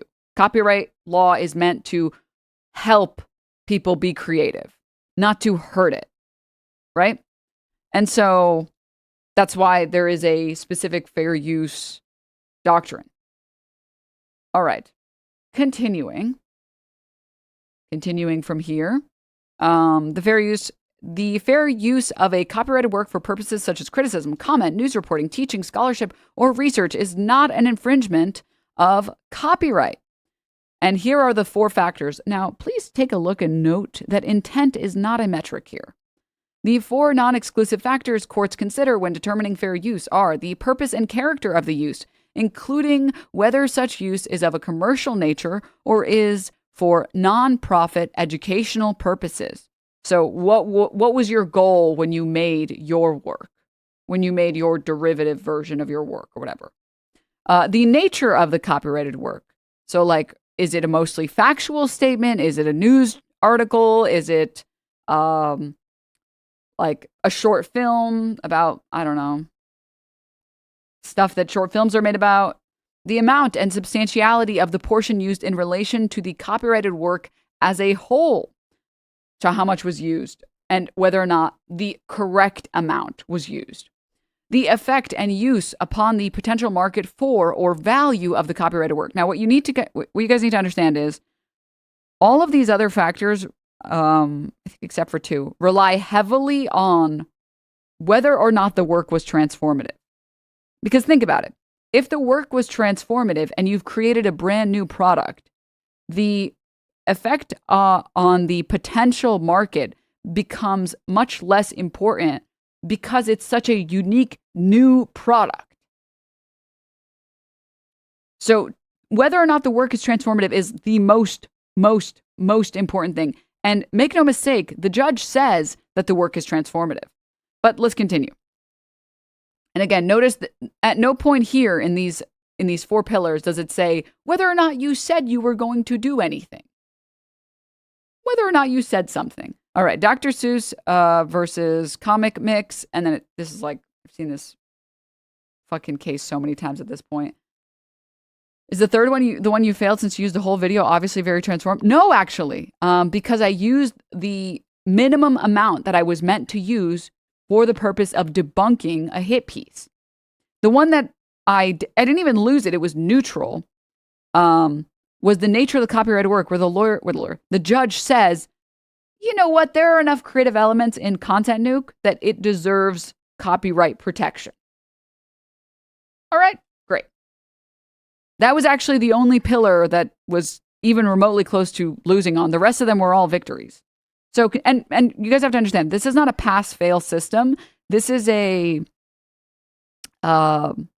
you take all the factors together and it's like this holistic approach and you decide based on, it's very like vibes based. It's very, you know it when you see it. 4 pillars, sister. Denims, I recognize 5. Mashallah. Yes, I actually made the judge into a snarker. This is true. I did do that intentionally. Maliciously, intentionally snark the judge. I have to say, the amount of like stupidity on the internet where people are like, well, I'm smarter than a federal judge. It's like, yeah, well, this judge doesn't know shit, unlike me. I spent all of my hours posting comments on legal mindset videos. Yeah, bro. Yeah. Okay. All right. All right. All right. And then continuing. Oh, where were we? Yes, this is very, very, very important. What you guys need to understand. Fair use is a flexible concept and its application may well vary depending on context. In fact, the courts require, or not, the law effectively states that the judge's ruling on fair use shouldn't make decisions off of like individual like facts, or maybe that's poor phrasing on my part. I want to correct that. That there is no one individual thing that sinks or wins a fair use case. So watching all of it could hurt you, but it's not like the end all be all. You have to look at everything combined. Right? It's like if you went to the store and got like a cake and like the topping was really good, but the cake was a little bit dry, but the frosting was the best you've ever had. And overall, like the flavor, you're going to judge it when someone tells you to give a score for it. You're not like, well, it gets a 1 because it was dry. It's like, well, what about like all of it together? Like the aggregate, all of the parts together combined, what would you give that? And that's the same idea here with fair use. It's not any individual little thing. It's all of the aggregate facts combined. Does this feel transformative? All right. My fat ass perked up as soon as you said cake. Dude, real. Oh, God. All right. Totality of the circumstance? Yes. Yes. All right. Where were we? Additionally, when copyrighted work and the alleged infringement are both before the court, capable of examination and comparison, non-infringement can be determined on a motion for dismiss. And then we have purpose and character of the use, transformative nature. Defendant moves for judgment on the pleadings in part because of the transformative nature of her use. That's me. The first statutory factor examines the purpose and character of the use, including whether such use of a commercial nature is for non-profit educational purpose. This factor has taken on a heightened significance because it influences the lens through which we consider 2 other fair use factors. The central inquiry under the first factor is whether the work is, quote, transformative. The term transformative does not appear, yet it permeates copyright analysis. Transformative works add something new to an existing work, endowing the first with new expression, meaning, or message rather than merely superseding the objects of the original creation. So I'm arguing I added new things to that work. I stopped the video multiple times to say, what the fuck is this guy talking about? This is not factually correct. Wait a minute. This isn't what happened on the Galaxy ship. Wait a minute. That's not what... Wait, the UN actually did not find that in their report. What the fuck are you talking about? Also, your editing is trash and this feels like a middle school project. Also, like, you're the fucking Arabs or whatever. Well, that was before that, but you guys get the idea. There is a new experience occurring watching that compared to not watching that. Right? And that's what we argued, and that's what the judge agreed with. The court in Campbell held that the central purpose of this investigation is to see whether the new work merely supersedes the object of the original creation or instead adds something new with a further purpose or different character. And this is why it's so bad that in Ethan's original filing, he says that I explicitly add something new, that my goal is to make it a different product, one that in fact does not push people against Hassan's anti-Semitism and anti-Israeli rhetoric. Continuing. Altering the first with new expression, meaning, message, it asks, in other words, whether and to what extent the new work is transformative. In contrast, commentary that has no critical bearing on the substance or style of the original composition, which the alleged infringer merely uses to get attention or to avoid drudgery and working up something fresh, the claim to fairness in borrowing from another's work diminishes accordingly. So, like, putting something on the screen and then, like, doing my nails and saying, like, I like turtles or whatever. But as you guys know, because you guys were there, watching the content nuke, I'm constantly reacting and saying, that's insane. Like, I don't even know how Ethan could come up with these ideas. This is so absurd. Yeah, no, actually, I don't know why you would ever think that about this person and this person. No, that guy is not a Hassan fan. That guy's a Sneeko fan. Are you kidding me? And then, by the way, I was like totally right about that. And then they just like literally deluded themselves into thinking that I was wrong. Because he was trying to take a picture with a guy he just found out about 5 minutes ago. But there's so much of my commentary would make no sense and would not be able to exist without the original work. Whereas if I had gotten on and I was like, yeah, my favorite thing to eat is like steak. Why are you playing this video? Why do you need to play that video if you're just going to talk about steak all day? My commentary was directly related to the original work. It was directly related, and I was directly discussing and responding to stuff that he said about Israel, stuff that he said about the United States, stuff that he said about Hassan, stuff that he said about Hezbollah, stuff that, like, all of these things, I took them and tried to make something new out of them. Okay, continuing. Right. Moving on. The court deems defendants' use as transformative. Yay! So anyone, by the way, I've seen quite some illiterate morons in the both H3 subreddit, but on Twitter, being like, the judge literally said her work wasn't transformative, but gave her the win anyway. It's like, did you read this? The court deems defendants' use as transformative. Throughout the live stream, defendant provides commentary pertaining to criticism of the nuke. Defendant contends that the nuke resembles a high school video project or a middle school project.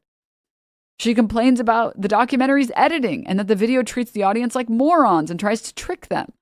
The complaint states further that she frequently makes comments that are later contradicted by the nuke itself. And then, here is this. Notably, the fair use inquiry does not ask whether the criticism or parody of the copyrighted work is just or accurate or mean-spirited, but simply whether the use is of the kind that copyright is designed to protect.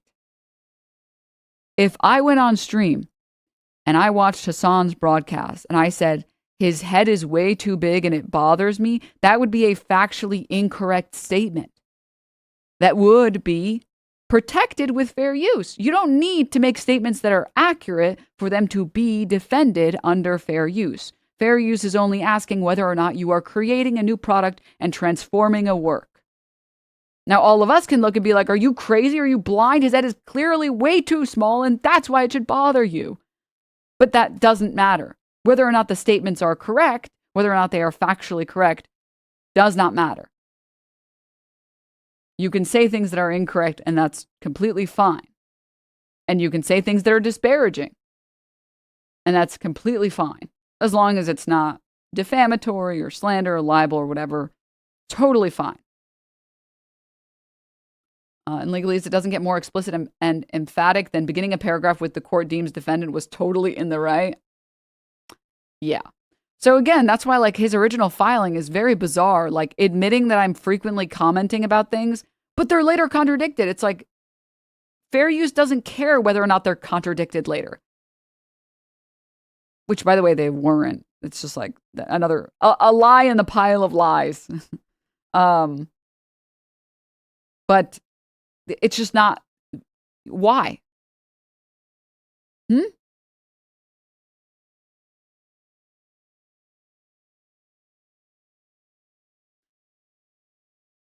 So yeah, 1 second.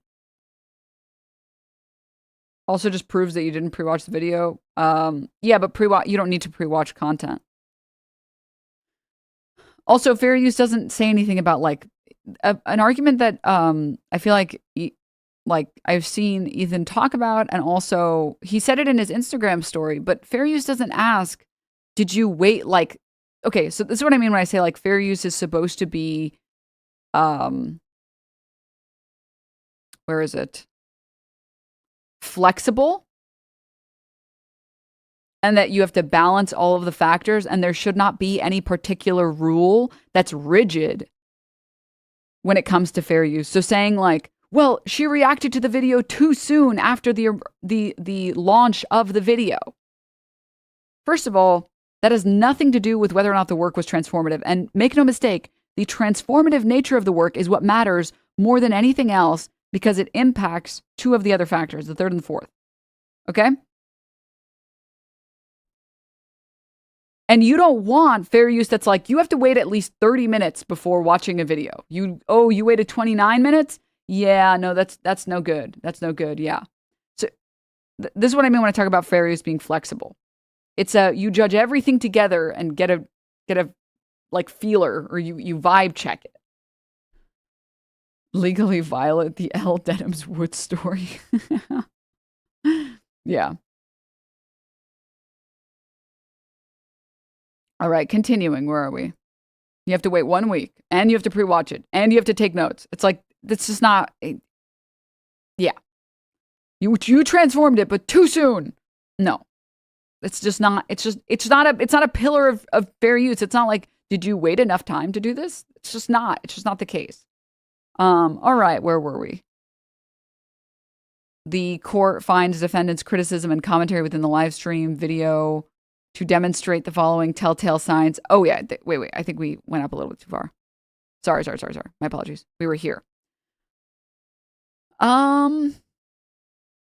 Yeah, but simply whether the use is of the kind that copyright is designed to protect. Finding, and then it cites Weinberg versus Dirty World, where this guy is like criticizing this random like model, and he says like, every time I saw her, I thought she looked super ugly and awkward looking, and wondered how the model could get married to that rich guy and be a model. This is just to say your statements can be mean. You can make mean statements. That's protected under fair use. It's not like, oh, you made like 3 mean statements. Yeah, you're fucked. You're legally squashed. It's just not. It's not how that works.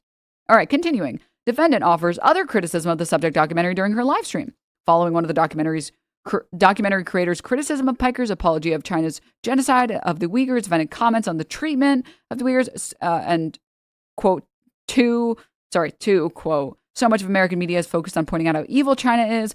3, stating that disabled Americans lose benefits when they get married. 4, incarceration levels in the United States. I already talked about this earlier, but you guys understand now what I'm talking about.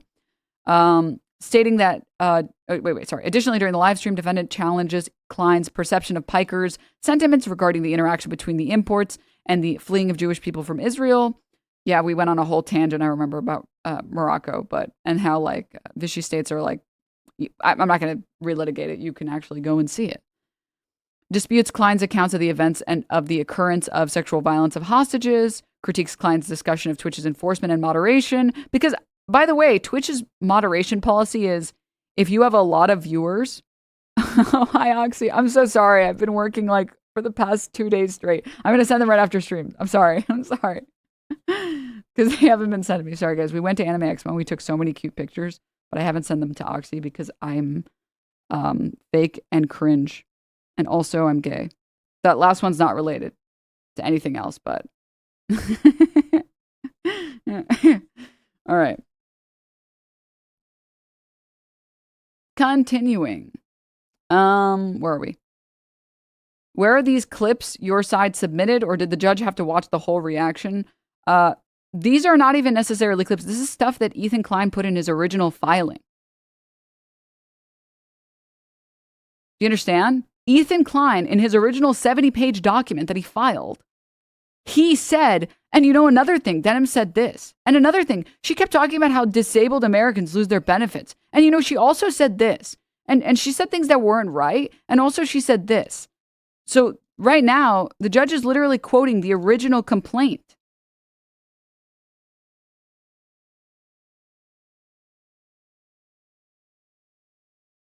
That's what's being cited here. The original complaint is being cited here. That's what this says over here, where it's like the constant citations. Yeah. Yeah. It's like he's talking to like a chat and not a judge. Well, I think that's why, do you guys understand what I mean when I say that, like, it feels like this filing was only meant to see like the eyes of the public. It wasn't meant to see an actual court. Because I don't understand what the strategy is to show the court all of the ways where I said things and reacted to things and responded to things.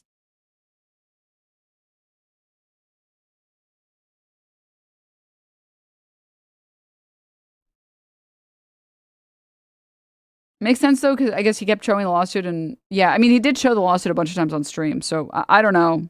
I do think it was like pretty good content for a little bit. All right, continuing. Let's see, discusses her perspective on Zionism and Judaism. The court finds the defendant's criticism and commentary within the live stream video to demonstrate the following telltale signs of transformative use. 1, to further the purpose or further purpose or different character in the defendant's work, i.e. the creation of new information, new aesthetic, new insights, and understanding.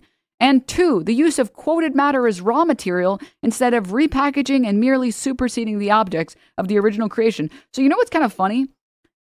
Asmongold's reaction to the, or even XQC's reaction to the content nuke would be much weaker under fair use.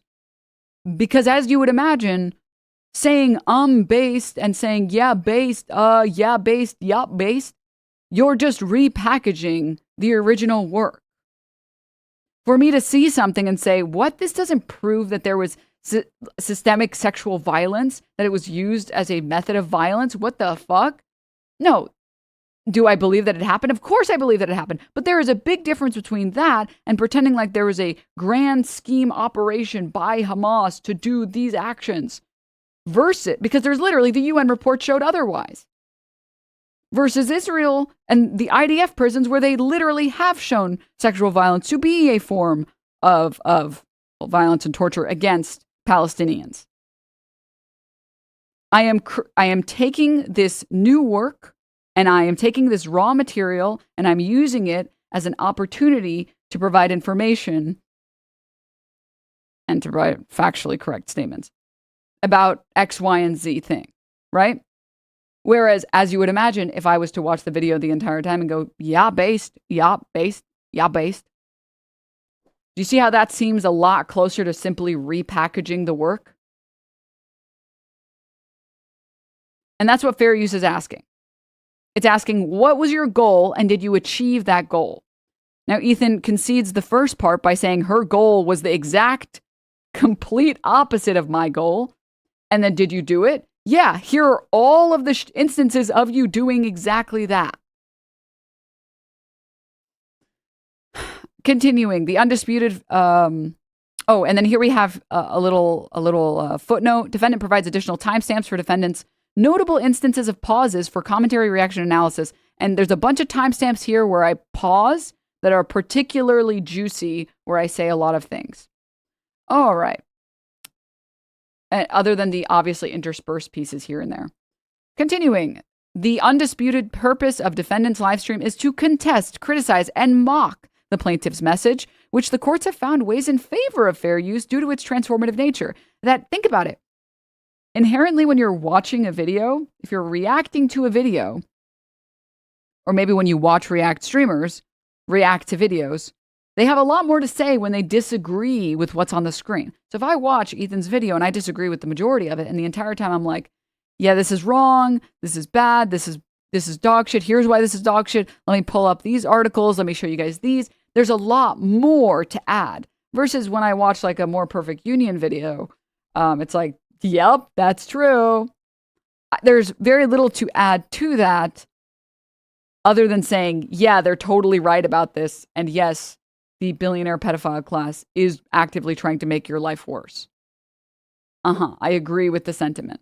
So yeah, fair use in general has found that when you fundamentally disagree with an original work, it becomes more transformative. Which again, like think about it logically for a second, obviously.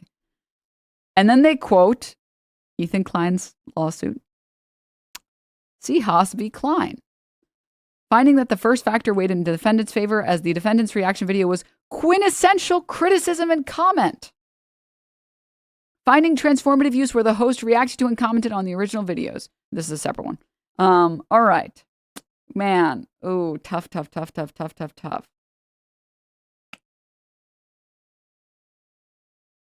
Also really funny that the majority of the people who agreed with the nuke only watched the nuke and at most watched some clips of Denims' stream. Almost like they appeal to different audiences. It's almost like they are different markets. That's crazy. It's almost like the type of person that wants to watch a streamer pause 220 times. Or 221 times. Over 200 pauses. Doesn't want to watch the original work as it exists. They want to watch someone debunk it and laugh at it and make fun of it. I know I wait for streamers to watch videos because I want to see them react to it. I'm like, dude, I can't watch this slop on my own, dude. No, I need someone to package and explain all of the things that are wrong with this because I know there's a million things wrong with this. Okay, someone counted? Yes, me. Okay, me and my legal team. Legal squash. Is Klein going to have to pay your legal fees? Was this filed in a state with slap laws? This is a federal court. Anti-slap does not apply to federal court. Anti-slap is not something that can be pursued in federal court. Therefore, I cannot pursue any anti-slap motion. Okay? First and foremost. Second, he did say that he was going to appeal it. So I cannot attempt to, I mean, I can, but it's not worth it right now because it's just going to, TLDR, I'll just make it really simple. You would pursue legal fees after everything is done, after the appeals are done. So that won't be happening anytime soon. If you do want to support me and help me fight the appeal, if you would like to help me and support me in fighting this appeal, I don't know how long the appeal will last. It is a federal case. It is a federal court. And federal courts, a year for a federal court is kind of a crazy fast turnaround. So, yeah, if you'd like to help me fight for like presumably maybe the next year to fight this appeal, you can donate to my GoFundMe and it would mean a lot and I would really appreciate it. And I promise to continue being as transparent as possible with everything and to keep you guys in the loop anytime there's anything new, just as I've been doing since day one. What can he do after he loses the appeal? Nothing, really. I mean, you can technically, so appeal systems, you can appeal to the appellate court, and then the appellate court would rule. And then after that, if they rule in my favor, you would request, I believe, to appeal to the Supreme Court. But the Supreme Court doesn't hear the vast majority of cases. There's no, I'm sorry, it would be insane for him to appeal. That's why most people don't even bother appealing to the Supreme Court. And the Supreme Court's like, we're not hearing this shit, dude. I'm sorry. We're not hearing this shit, man. No. The Supreme Court hears very, very few cases. So realistically, it's this one appeal, I believe. And I think you can appeal again if there's like major problems in the filing. But that doesn't exist anywhere. So he would be appealing so that an appellate court can review the decision of the lower court. So yeah. When are you unboxing a cigar for Generational Pack Watch? Dude, I did. So I actually made a video, chat. Pack content on. Stop speaking. I did. For people who missed the video, I'll just play the very beginning. I'll just play the very beginning.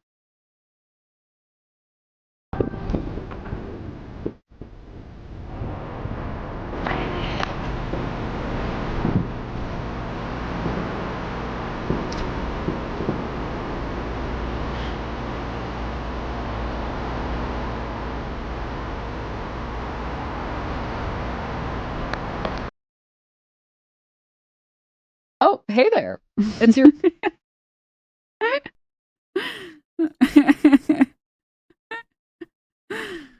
Oh, God. It's a big-ass cigar. I did go to a cigar shop and say, hey, what's the most comically large cigar that you have? I need it for a prop. And he said, yeah, come here. He's like, this good? Like, you got anything bigger than that one? He's like, what's this? I'm like, yes, yes, perfect, yes. How much did it cost? It was actually like really cheap. It was like $17. I don't know anything about cigars.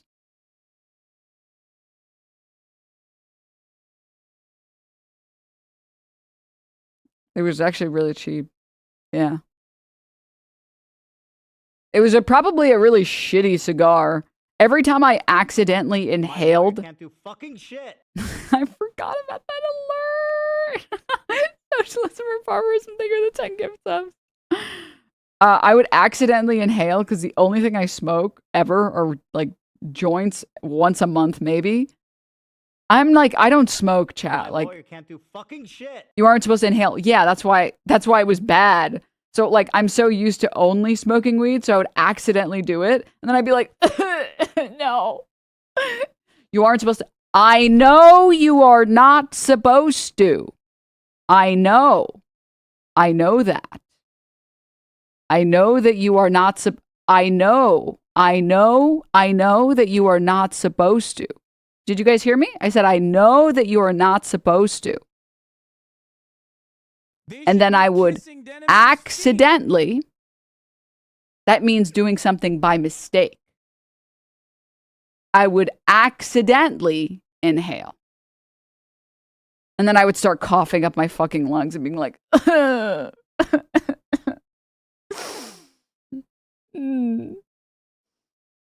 please. I'm not really into streamer drama. Can someone explain to me, like, I'm 5 what this case was about? Yeah, well, first of all, I do have an 8-minute video if you just want. Oh, it's 8 minutes on the dot. But I do have an 8-minute video if you want to watch it. If you want to. But I'll give you like a minute breakdown. I watched a video from Ethan Klein, and I reacted to it, and then he sued me for copyright infringement. And then I fought him in court, in federal court, and a judge recently ruled that it was fair use.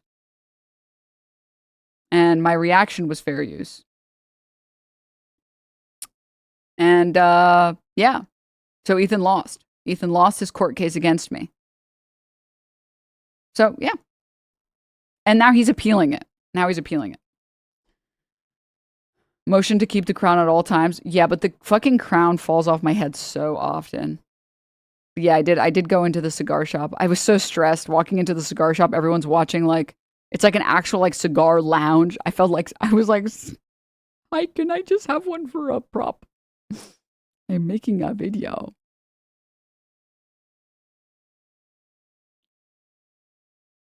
I'm a poser. I don't smoke.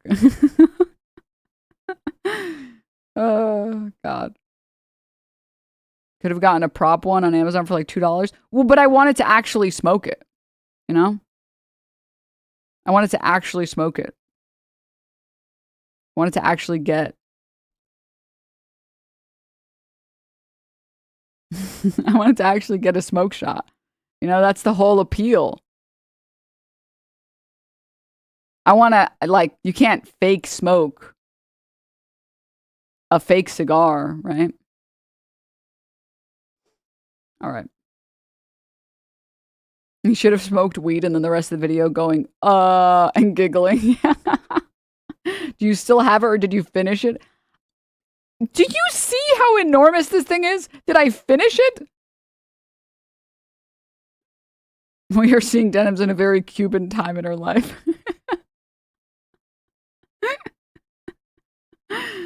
Oh, God. Chatter, that would take a day to finish. And also, I don't smoke, okay? I don't like smoking. I don't like smoke. And also, now everything smells like smoke.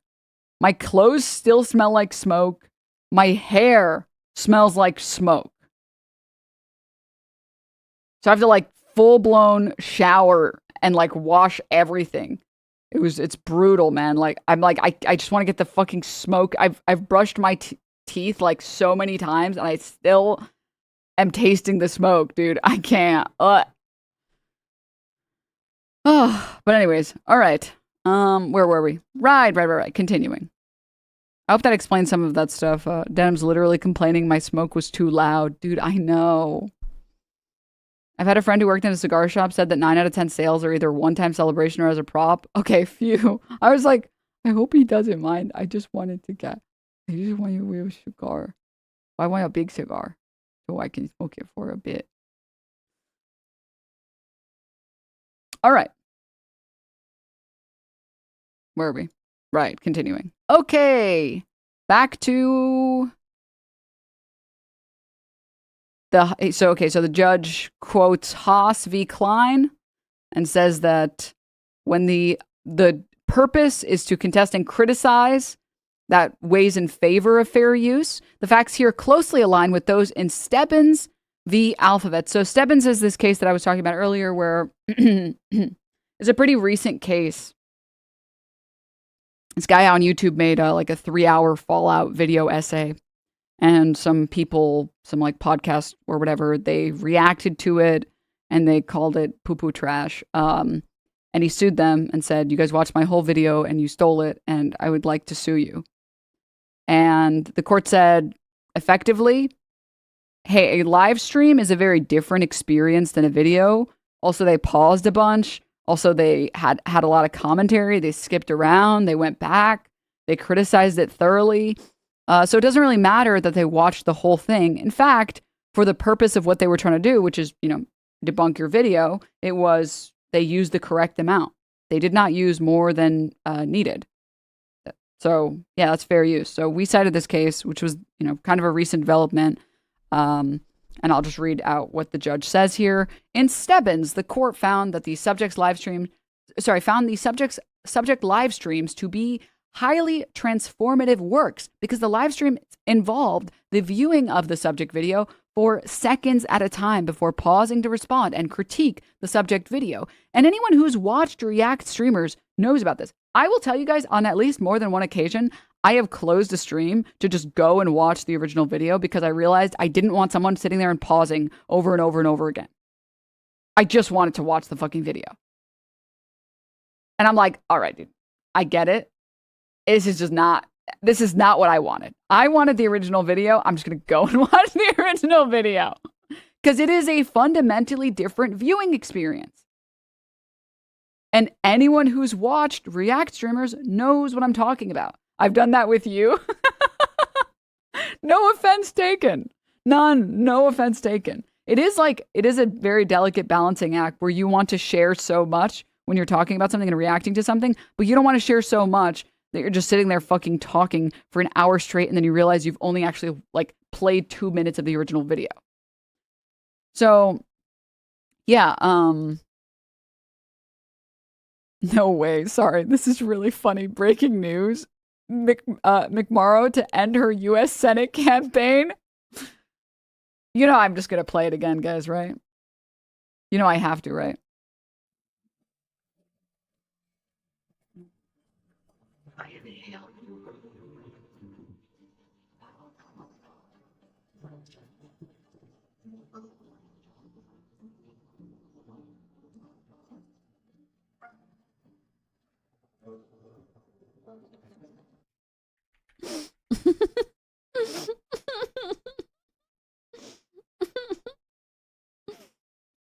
Yeah. Fuck you. Yeah, drop out. Nobody wants you here, girl. Why is it not a Twitch emote yet? Dude, you're so right. I need to make it into an emote. I'll do that later today. I'll do it later today on stream. Or not on stream, off stream, for stream. Anyways, fuck her. Nice transmog today. I don't know what that means. Thanks. Yeah. My lobster too buttery. My steak too juicy. I don't know what it means, but thanks. Oh, you mean like the attire? I thought it meant when you like mog it a trans way. I was like, I don't know what that means, but okay, yeah. Sure, you know what? Why not? You know what? Why not? Yeah, I actually am wait a minute. It's like a skin in a game. Dude, thank you for liking the fit. Thank you. I appreciate it. I actually tried a bunch of fits, but since I have purple hair, nothing was working except... So I had to go specifically get something purple to make it work. Okay, back. Fucking React Andy over here. Can we get back to the fucking document? Can you play the fucking document already? Jesus. The subject video created by the plaintiff provided the plaintiff analysis and opinions regarding a video game. My life is like a video game. The live streams, however, provided commentary on the subject video as well as several hours regarding other videos produced by the plaintiff and his comments thereon. The relevant live stream and Stebbins paused and commented on the plaintiff's retrospective with the purpose of reviewing or mocking the video. The criticism is at the heart of the fair use doctrine. It would lose meaning without the reproduction of the plaintiff's video. See Andy Warhol. Noting commentary or criticism that targets an original work may have a compelling reason to conjure up the original by borrowing from it. As in Stebbins, defendant's livestream provided commentary on the nuke and sharp criticism of the claims made within the documentary. So, like, I'm trying to think of a good example. Do you understand how, like, if I wasn't watching the video and instead I was just getting on stream and talking about it, the criticism that the work feels like a middle school video project or a high school video project, it falls a little bit flat if I don't show you guys what that looks like. Like, I have to show you guys this cringy ass editing and this bizarre direction and then be like, dude, this is like, what are you doing, man? Or like saying like, I don't understand why he's trying to like trick people and like make them think this and this and this and whatever. You're taking from this original work to create something new. And sorry, I was thinking about, there's like a tweet I just remembered in my brain about how the nuke backfired in the most hilarious way. And that statement just gets truer with every second. Jesus fucking Christ. Don't say Andy Warhol was the OG free use king. Don't say that. What was I trying to say? I was trying to say something else. His claims are so insane, the only way you can make it believable is if you actually show him saying it. Well, that's another thing. The number of times that when I haven't shown someone saying something and they're like, that person didn't say that. It's like, did literally say that. What the hell? Like, at this point, I literally show people saying the thing so people can believe me when I say that they said that thing. I mean, do you guys remember the fucking Giardia thing? People literally didn't believe me. And they were like, you made that up. And I'm like, look at the video. He's the one who said it. Dude, what the fuck? No, you made up a lie. It's like, all right, man. I don't. Okay. So continuing. And then where are we? Conjure up the original. As in Stebbins, defendant's livestream provided commentary on the nuke and sharp criticism of the claims made within the documentary. Throughout the live stream, defendant often paused the nuke to offer spontaneous reactions, engaged with her audience through a live chat, and provided real-time commentary interspersed with tangential discussions. And this sort of goes into how this is a different viewing experience. If you had a question for someone who was like using the nuke for the purpose of debunking it, right? And or you had things you wanted to talk about. You can't really do that in like the comment section of a video, but you can do that in a live stream. So I'm sure there were lots of people that tuned into my live stream to be like, dude, I don't even know why Ethan is making this claim. Like, here's the article that literally shows the opposite of this. I know I've been in chats specifically because I know that what's being watched is like nonsense. And I'm like, no, you got to see something. You got to see this. This is insane. Or because people are watching and are like, I know this is insane. I want to see everything that is insane, or maybe the things that I don't know that are. Because, and again, the live stream is a different experience, and the chatting makes it a different experience, and the work is transformative, even without all of that. McMorrow just dropped out as of 5 minutes ago. No, we just pack watched that shit, man. Here today, gone McMorrow. I'm glad so many people are celebrating. Denims addressed me live in real time. Okay. You have been addressed. Legal filing repeatedly referring to a shitty YouTube video as the nuke is really illustrated of our absurd reality. Yeah.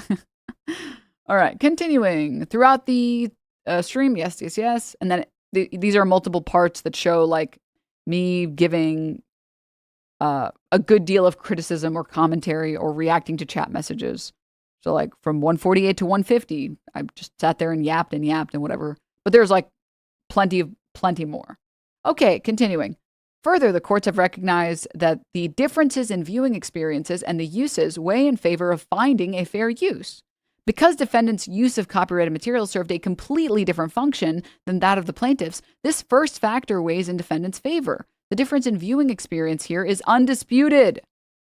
Indeed, plaintiff states, indeed, Ethan Klein himself states where the nuke seeks to expose how Piker radicalizes on people online to be anti-Semitic and anti-Israeli.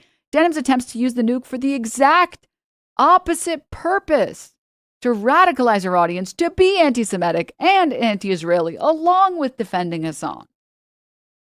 Now, again, what was your purpose and how well did you achieve that purpose? My purpose was to do this, as is conceded by the plaintiff. And I would say after 2 hours of additional commentary, I achieved that purpose. In opposition, plaintiff presents unsuccessful arguments. First, plaintiff cites Fontbrunn, I don't know this case very well, for the proposition that the purpose of the,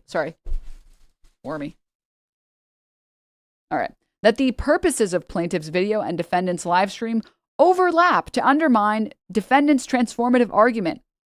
Here, plaintiff has conceded that the purpose of both videos do not overlap by stating where the nuke seeks. So basically, here's a timeline.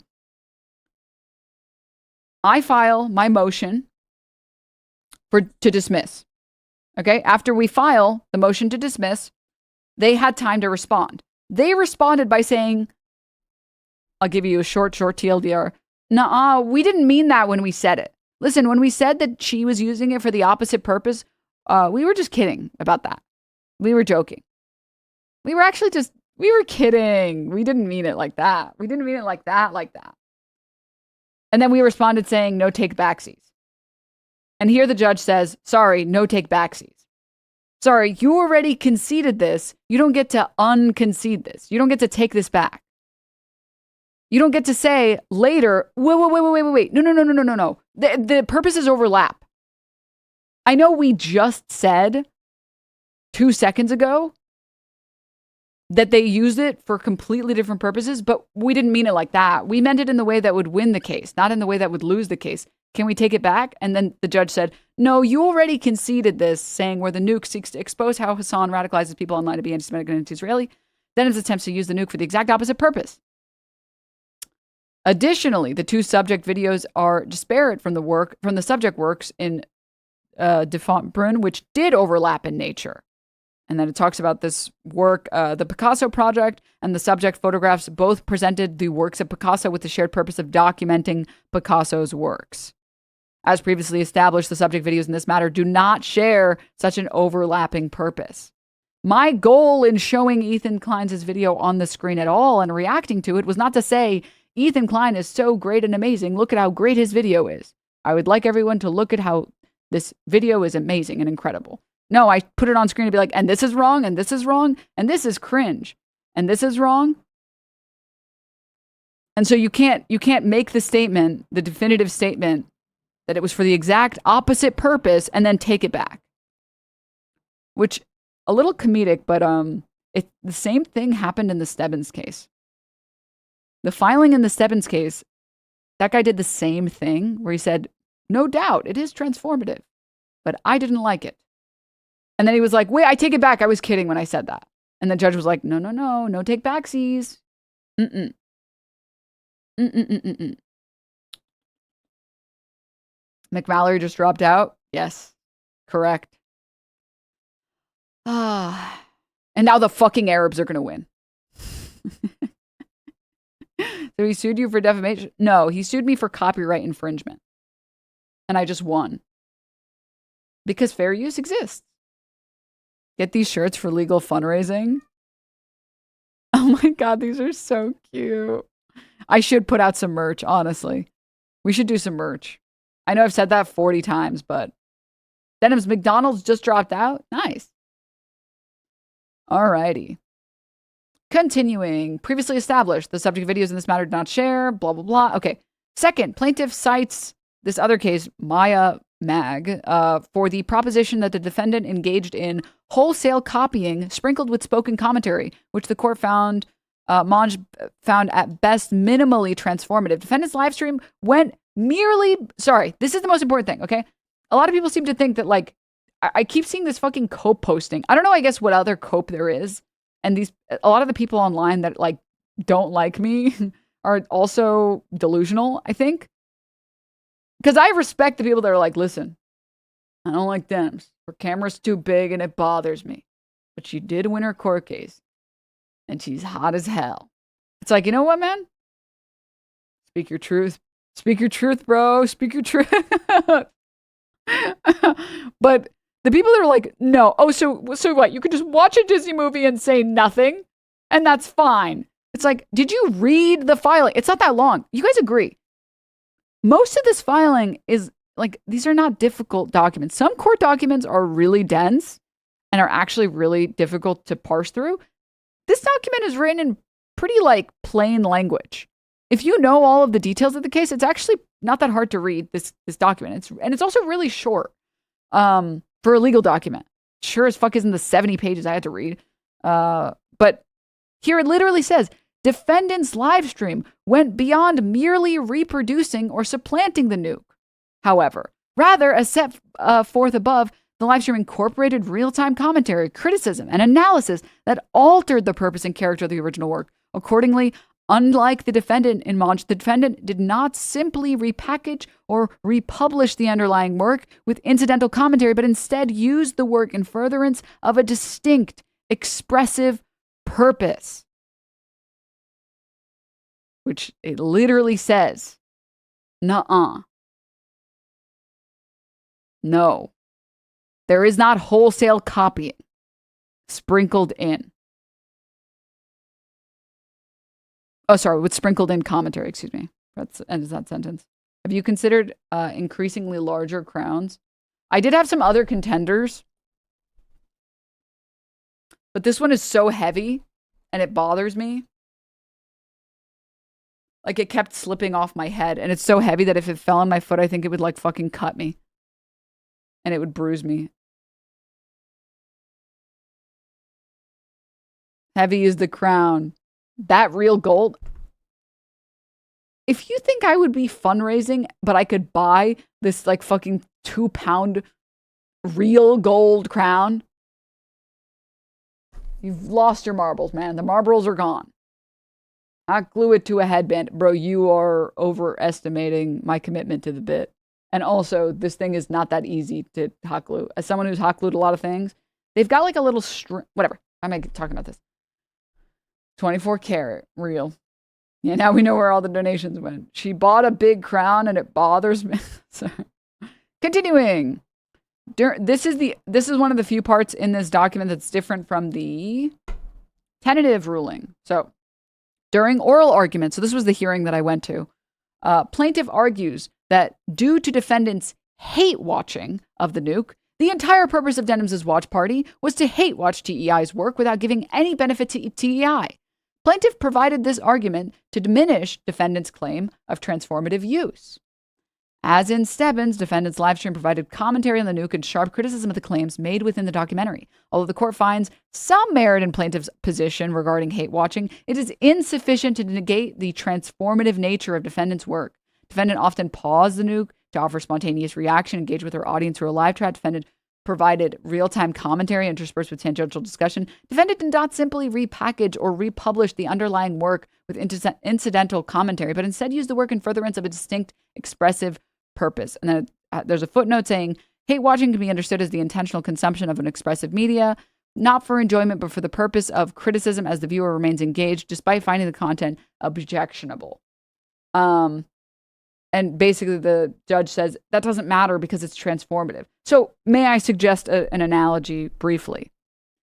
If the only reason you were buying Mr. Pibb was because you hate Coke, Mr. Pibb didn't do anything wrong for that. They wanted to make a soda. They just wanted to make a soda that people would like. And then they made a soda that people would like. It's a different product with a different formula. So it doesn't matter whether or not you as a consumer are like showing up to the Mr. Pibb store and saying, I just want you to know, I only buy your sodas. I don't even drink your soda. I only buy it to stick it to Mr. Coke. All right? Mr. Pibb's like, all right, what the fuck you want me to do with that? That'll be $2, sir? Okay. What matters is whether or not the product is different. And the 4-hour live stream where I'm sitting there and pausing and reacting and calling the video bad is a different product.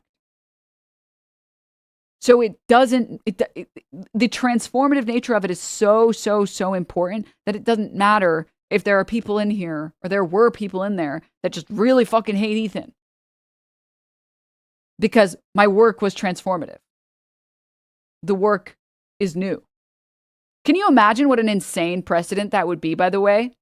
You watch a streamer and you're just watching that streamer because you hate some other streamer. And now that streamer is like, they're legally squashed. It just doesn't even, it's like, it's so nonsensical. People should be able to recognize on its face how fucking stupid that is. And yet, here we are. I got lost in the analogy, I think. Don't worry about it. Don't worry about it. Continuing. Further, plaintiff presents a piecemeal argument during oral arguments and asserts that defendant, through her reaction video, could potentially demonstrate fair use as to pieces of her video, but not to other pieces. Plaintiff doesn't present authority to support this argument. The court also doesn't find authority or a bright line rule to endorse plaintiff's argument. Indeed, in Stebbins, with respect to the subject, the defendants viewed the subject video for seconds at a time before pausing and reacting to respond and critique the subject video. The court in Stebbins did not hold that certain pauses or portions of the video accompanied by defendant's criticism constituted fair use while others did not. Instead, the court found that the subject's live streams to be highly transformative work. Again, it's about talking about the entirety of a work. Your Honor, will at 1 hour and 10 minutes, it took her a minute to pause and say something. Okay. This isn't like, oh, you made one fatal flaw in this exact moment, and so now you're legally squashed. It's about the entire thing. Does the entire work collectively, cumulatively feel like something new? Not whether or not some of it was transformative and other parts weren't, and some of it was fair use and other parts weren't. So yeah, continuing. For the foregoing reasons, the court finds defendants used to be transformative. This felt so good to read the first time, guys. I'm not gonna lie. Okay. We're getting through this document. We're almost through. B, commercial use. This is the second pillar of fair use. Okay. And this is the pillar that basically asks whether or not you are allowed to commercialize your work and whether or not your work has,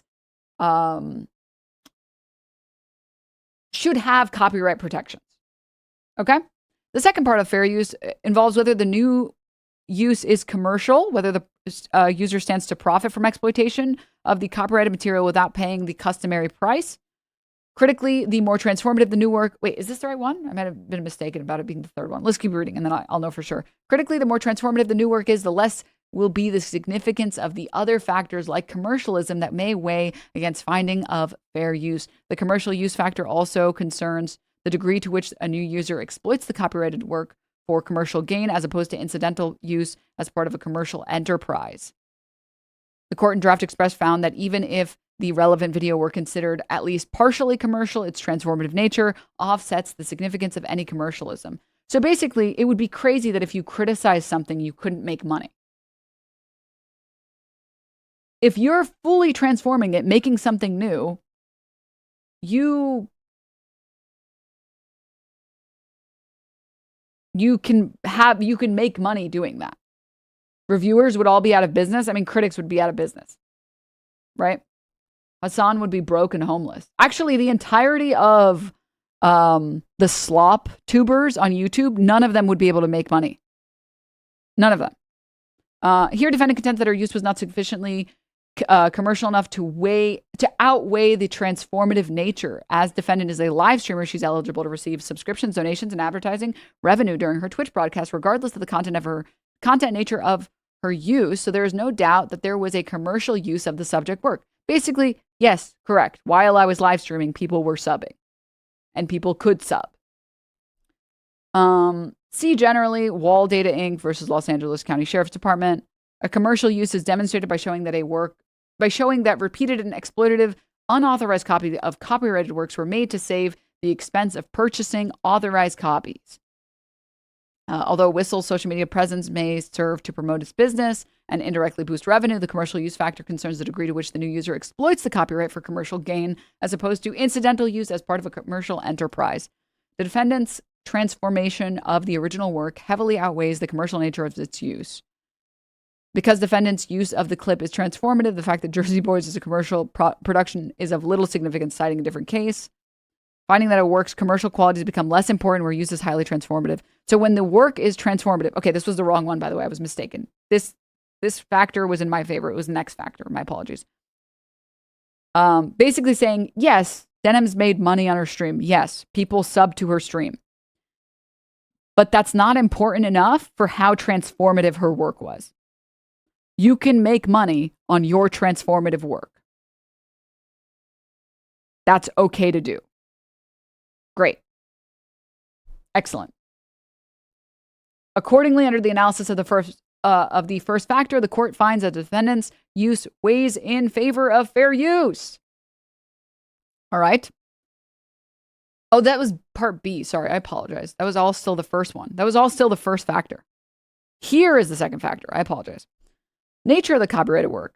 Defendant avers that the documentary and informational work nature of the nuke favors fair use. The second statutory factor considers the nature of the copyrighted work. This factor recognizes that creative works are closer to the core of intended copyright protection than informational and functional works, with the consequence that fair use is more difficult to establish when the former works are copied. So basically, this is saying that if you made like an animated short and put it on YouTube, that's a very creative work, right? Versus if you put together a video of like facts about like Wikipedia or facts about like Gaza, that's a very informational work. So like reading like an article on stream, for example, something that's very factual is going to have less copyright protections than like watching some animated like short or something, right? And basically what they say here is that the Ninth Circuit has held that a product is creative where it is the product of many technical and artistic decisions. So like an artistic decision here is like me doing this like smoking the cigar bit. That is a purely creative, intentional addition to this video, right? And then with respect to the publication, while a work's unpublished state would weigh against fair use, the converse is not necessarily true. That's not really super, super important here. And what the judge says is, you know what? There are enough creative elements. You have this like little skit here you put these pieces together in an interesting way, you can have copyright protections. That's it. That's what this says. The only thing that it says here is it is a creative work with significant informational context. And it says, accordingly, the court finds that the nature of the subject work weighs against the finding of fair use because it is creative, because it deserves copyright protection. Versus if, like, for example, can you imagine trying to sue someone because, like, you wrote, like, the word, like, actually, wasn't this the case? Didn't someone try to, like, copyright demure or something like that? And it didn't, like, work? Because that there's just not enough there. You don't get copyright protections for just, like, using the word demure a lot. There have been a lot of cases like that. Like, you don't just magically get copyright protections if you say, no, but I should have it. And what the judge is saying here, okay, you put together a 2-hour video, you got some skits in here, you recorded yourself, you put these pieces in an interesting way, you put some music, you had an artistic direction. Sure, your work can have copyright protections. They tried to the people who tried to copyright the word react. It's like, are you insane? You're not going to copyright the word react, man. No. MLB actually tried to copyright the phrase play ball and lost last week. Yeah. So the only thing that this is saying here is, yes, your 2-hour content nuke has copyright protection. Congrats. Congratulations. You did it. All right. And then, so moving on from that. So that's the only factor that I, like, quote, lost. But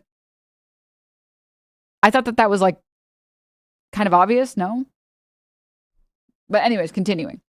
And also, that one's not that important, by the way. As set forth, this factor alone is not terribly significant in the overall fair use balancing. It's not like you have to win 3 out of 4, guys. It's a vibes-based thing. And because the work is so transformative, it kind of doesn't matter that the work deserves copyright protections because my work is new. All right. Next, the amount and substantiality of the portion in relation to the copyrighted work as a whole. The third statutory factor asks whether the amount and substantiality of a portion used in relation to the copyrighted work as a whole favors fair use. The third factor looks to the quantitative amount and qualitative value of the original work used in relation to the justification for that use. And then it cites Haas. It cites Klein v. Haas again. Noting the third factor considers the proportion of the copyrighted work used and how well tailored it was to the allegedly infringing work's proper purpose. No matter how large or how long the allegedly infringing work is, the law is clear, however, that quantity alone is not determinative. This factor circles back to the first factor because the extent of permissible copying varies with the purpose and character of the use. The courts have found that copying another work in its entirety is not dispositive as to infringement if necessary for the intended transformative use. See Klein's case. A great deal of plaintiff's work was copied, but such copying was plainly necessary to the comment and critique. And this is regarding Stebbins' case. Even if the court were to credit plaintiff's claim that Kritosis copied the entirety of the retrospective, that would not be dispositive. Kritosis used the retrospective clips in order to further the live stream's transformative purpose of critical commentary. Finding the entire work necessary for the alleged infringer's intended use, and given the fact this court has acknowledged that this factor will not weigh against an alleged infringer, even when he copies the whole work, if he takes no more than is necessary for the intended use. Here, defendant showed the entirety of the nuke. It is evident that to comment on and critique a work, clips of the original may be used. Parody must be able to conjure up enough, at least enough of that original to make the object of its critical wit recognizable. Copying does not become excessive in relation to product purpose merely because the portion taken was the original's heart. The court and Haas recognized that without using actual clips, the commentary and critique here would lose context and utility. So if I'm watching Ethan Klein's video, I'm watching his content nuke. I'm reacting to his content nuke. And the entire time, I'm explaining why he's wrong.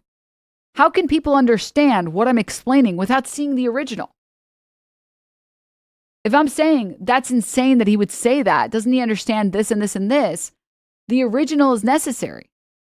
And I would also argue that, like, when you're watching or when you're reacting or whatever to a video, especially when you're debunking, you can't skip pieces of it. Because then what's to say you didn't skip those pieces because you didn't have anything to say about them? Oh, we're not going to look at that. Don't worry about that part. We're just skip ahead a little bit. What was in that part? Wait a minute. Aren't you supposed to be debunking all of this? It's weird that you skipped that section. What was in that section? You're taking this entire tragicomic documentary in its entirety and explaining why all of it is incorrect. Which is funny because Ethan does it all the time. Ethan skipping sections of the content cop. Ethan skipping the button section. Yeah, I don't need to see that. I don't need to see that part. Accordingly, the court finds this factor does not weigh against defendant. Why? Because I used as much as I needed. And the extent and quality of the importance of the video clips used by defendant was reasonable to accomplish the transformative purpose of critical commentary. Okay, next. This is the final factor. All right. Effect of the use on the potential market. The fourth factor asks, also someone said, is this ruling any different from the tentative ruling? And if it isn't, what was the point of that? Basically, here's what happened. I filed my motion. It's like 10 pages or something. They replied. They replied with 10 pages or something like that. And then we replied again. Okay, so there are 3 court documents. If you go to Court Listener, you'll see those 3 court documents. And then both parties have the opportunity to show up to a court hearing, a federal hearing in front of a judge, and make any last arguments they want to make. And it's also for the judge to say, hey, I'm really confused about what this is. Can you explain? You explain it, and then you can respond. It allows the judge to ask any final questions that he has, and for both parties to say what they want to say. So right before the tentative ruling, sometimes judges will put out right before the hearing, sometimes judges will put out a tentative ruling saying, hey, this is where I'm at. Mentally, I am here. Change my mind. Like they basically do kind of like a Steven Crowder segment. Here's my tentative ruling. Okay, get on the stand and change my mind. So both parties show up to the hearing. They say any final last second argument. Judge asks any questions that they might have, or that he might have, or that she might have. And then they process it and they're like, okay, thank you for your arguments. And sometimes they put out a ruling immediately. And sometimes they don't. Sometimes they're like, they wait a little bit, which in here, that's what they did. Non-jury trial. This is not the trial. This is a motion to dismiss, which is with a judge. Is this defending yourself with an appeal going to cost you anything, or is it purely him pleading with a judge? Yes, it will. And federal court is really long. This is like a really short thing. This is a really short process so far, but federal courts are generally really long. So I was saying, if you would like to donate to my GoFundMe, I'm going to go through, because he said he's going to appeal it. And that'll probably be at least like another year or something. And I would really appreciate any and all support. If you have like $5 or $10 or $20, anything that you might have to spare, I would really appreciate it. And I will continue to fight, and I will continue to give you guys updates the entire time, and then we will fucking win in the appellate court. So yeah, so then the judge puts out the tentative ruling. He allows both parties to make any last second arguments. And after that, you know, he ponders the orb a little bit. The judge is like, and then puts out an official ruling. And then he put out an official ruling, and he made a couple things. He said, you guys said this, I don't agree. You guys said this, I didn't really think that was important. So if you check this, if you look at the difference between this one and the tentative ruling, you'll see there's like a section where the judge says, like, I was not particularly moved by this hate watching argument. Hate watching is not really that important when the work is so transformative. This argument about hate watching you made at the hearing, I was not particularly moved by it. Okay, anything else? So yeah, this and also the tentative ruling is not like official. To be honest, I wonder why there's 5,000 people listening to legal proceedings. I don't even know what this message means. Is there no anti-slap protection or something? Not in federal law. Anti-slap is a state-specific thing. Federal court does not allow anti-slap. There is no such anti-slap for federal court, and this is all in federal court. Where were we? Right. I might play the video again at the end of stream for anyone who's hopping in towards the end. But Jubilee Ethan Klein versus the 20 people he's suing. Shut the fuck up. Stop. Can we reach 6 or 7K viewers? You're sickening. You are a sick person. Mods, get him. Tar and feather him.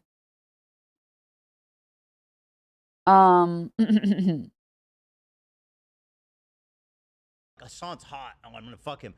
Forgot about that.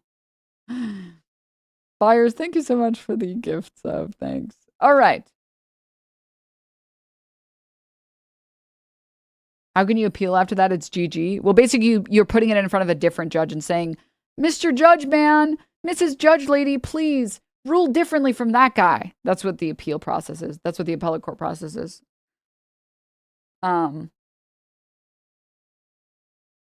If that explains. Well, technically, it's 3 judges, I believe. The appellate court is 3 judges. Like a panel of judges. A council, even. So it's a little bit different, but... And it is a higher court, but we're getting a little... Yeah. Is this 9th Circuit? I believe so. Okay. Where were we? Yes, we were on number 4. Oh, first time chatter, big fan. After learning about this bullshit suit. Thank you. Welcome, welcome. All right. Where were we at? Right. Okay. So the 4th factor, this is about market. The 4th factor asks what the effect the alleged infringing use has on the potential market for or the value of the copyrighted work. This factor considers the extent of market harm caused by particular actions of the alleged infringer, but also whether unrestricted and widespread conduct of this sort engaged in by the defendant would result in substantially adverse impact on the potential market for the original. So, like, think about, like, all of the people who, for example, watch the, like, pirated version of Creator Clash 2.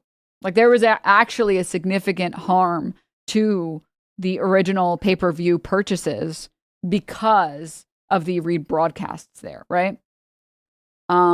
So we care a lot about market harm, but we care a lot about market harm when there is no transformation. When a work is significantly transformative. So for example, if I was streaming, although I wouldn't because I have nothing to say about boxing, if I was streaming a boxing fight, but I keep pausing in the boxing fight and I'm like, okay, so what you need to understand, I'm pausing for like 5 minutes at a time to be like, the technical skill on this guy, what he can do, he can left, right. Oh my God. Wow. That's an incredible move right there. Anyone who wants to watch the fight is going to fucking close my stream and be like, oh my fucking God, shut the fuck up. I just want to watch the fight in live time, dude. Jesus. Because that's now a different product, right? Terrible analogy because of your ability to commit to the bit. Yeah. Denims boxing expert confirmed. And so it's the same idea here where it's like, if the work is very transformative and you're getting a substantially new product, the effect of market harm is not really recognizable because they're so different. So let's see. We'll read this here. Where the allegedly infringing use does not substitute for an original and serves a different market function, such factor weighs in favor of fair use. In Campbell, the court found that when a use is transformative, market substitution is at least less certain, and market harm may not be so readily inferred. Indeed, as to parity pure and simple, it is more likely that the new work will not affect the market for the original in a cognizable way under this factor, that is, by acting as a substitute for it.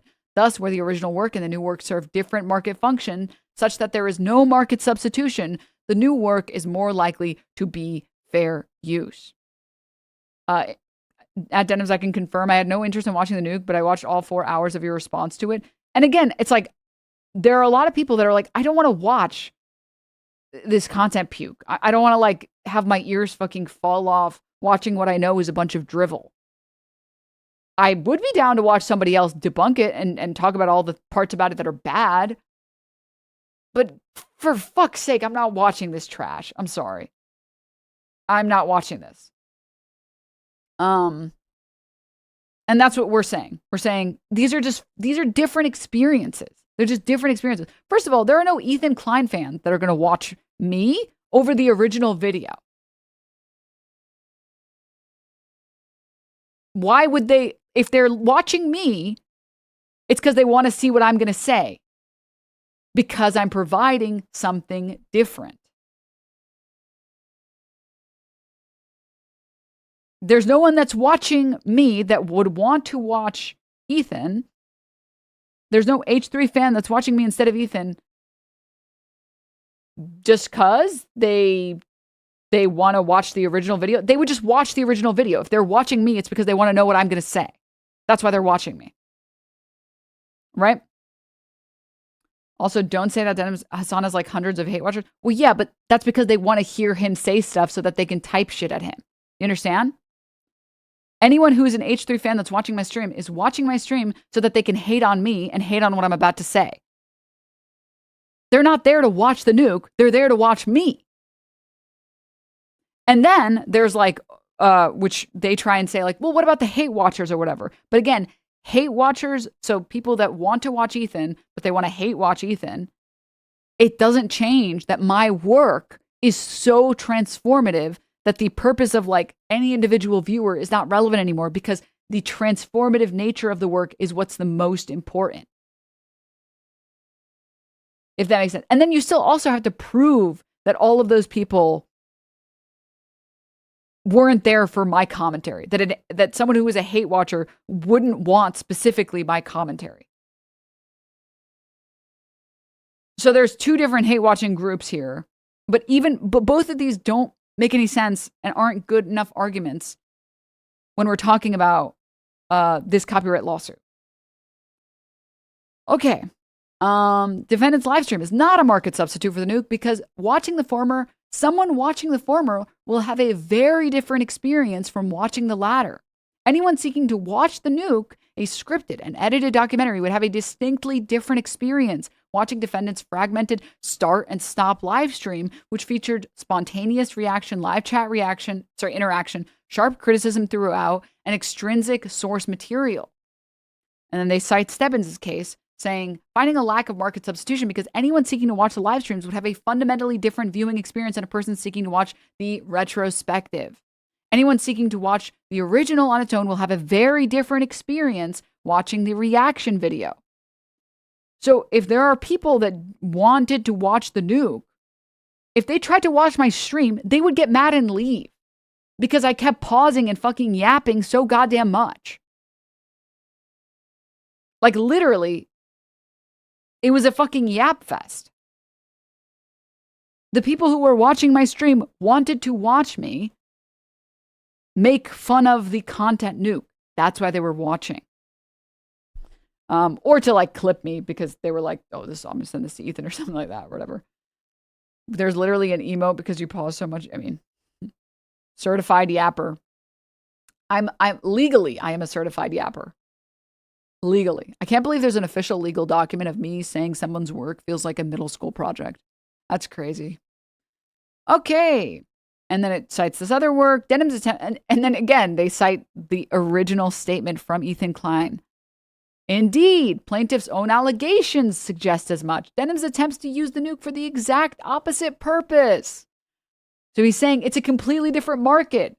She is appealing to people that want to see Ethan Klein made fun of, and they want to see the content nuke broken down.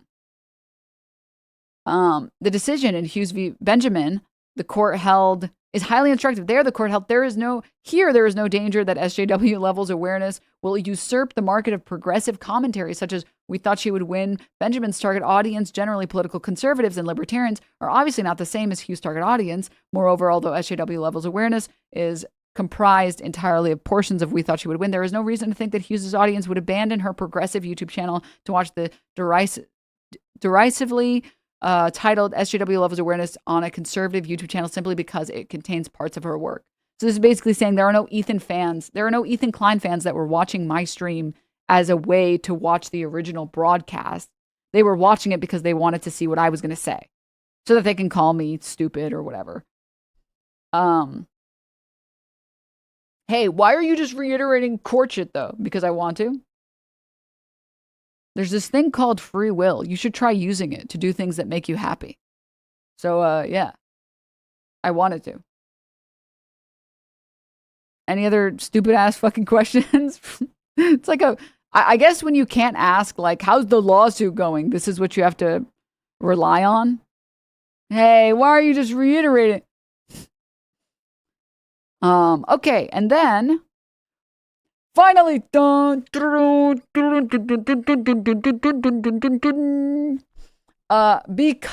3 of the 4 fair use factors strongly favor defendant, including the most important factor, purpose and character of use, the court concludes that fair use defense applies as a matter of law.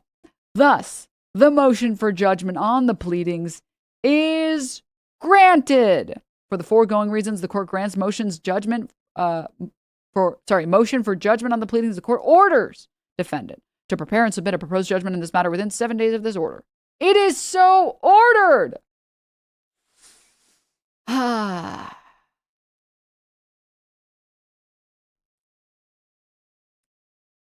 And that's what we did, ladies and gentlemen. And that's what we did. Did you guys ever consider that the content nuke backfiring in the worst way possible is also antiseptic? Did you consider that?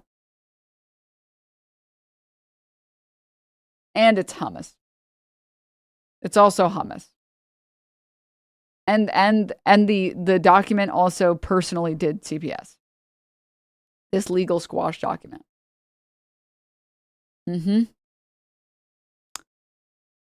I gotta play it one more time. Come on, I gotta play it one more time. And then we'll play the very, very end. Did you guys like the Queen bit that I did? Did you guys like that? Graphic design is my passion. I don't know if you guys liked it. I did? Yeah.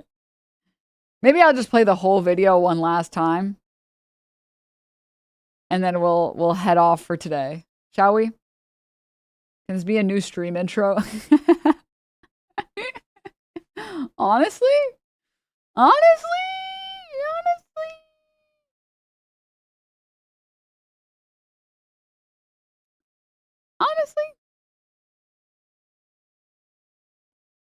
All right.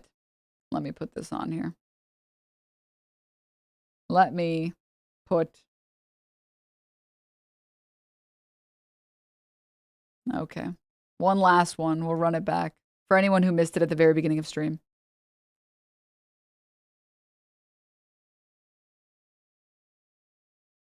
Denims, congratulations on your court win. Thank you.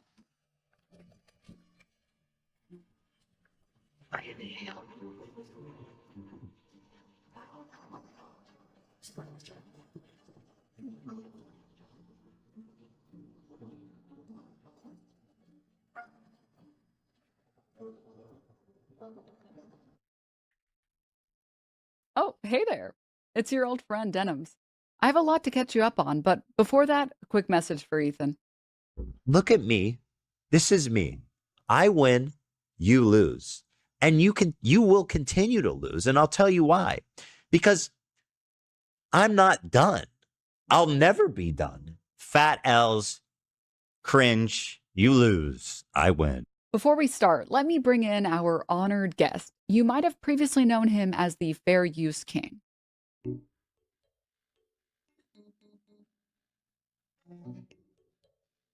And let me just...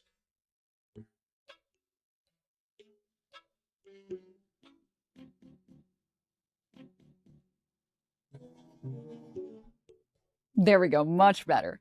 At least he's still the king of something. Now, I'd like to announce as of July 1st, 2026, after almost exactly a year, I have won my lawsuit against Ethan Klein and saved React content on the internet for everyone. For anyone that doesn't know, last January, I did a stream where I reacted to Ethan's content new Kassan Piker, and even though I more than doubled the runtime, he still sued me for it. My reaction stream had more commentary than literally anyone else who reacted to the content nuke, and most of my reaction was critical of the political message in the video. If Ethan had won, or if he wins on appeal, make no mistake, every single React streamer on the internet is completely and totally boned. But Denims, it's different because my favorite internet lawyer said that you wanted to maliciously steal his video. I think now is a good time to finally dispel this talking point. I did not say or do anything to try and deprive Ethan of revenue.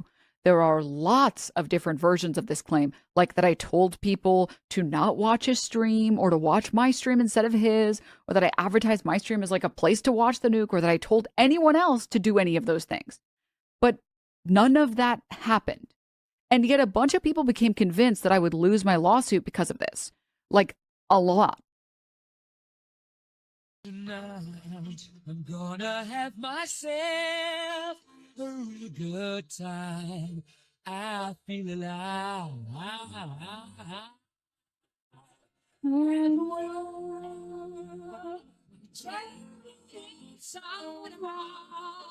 we're floating around in ecstasy. So now.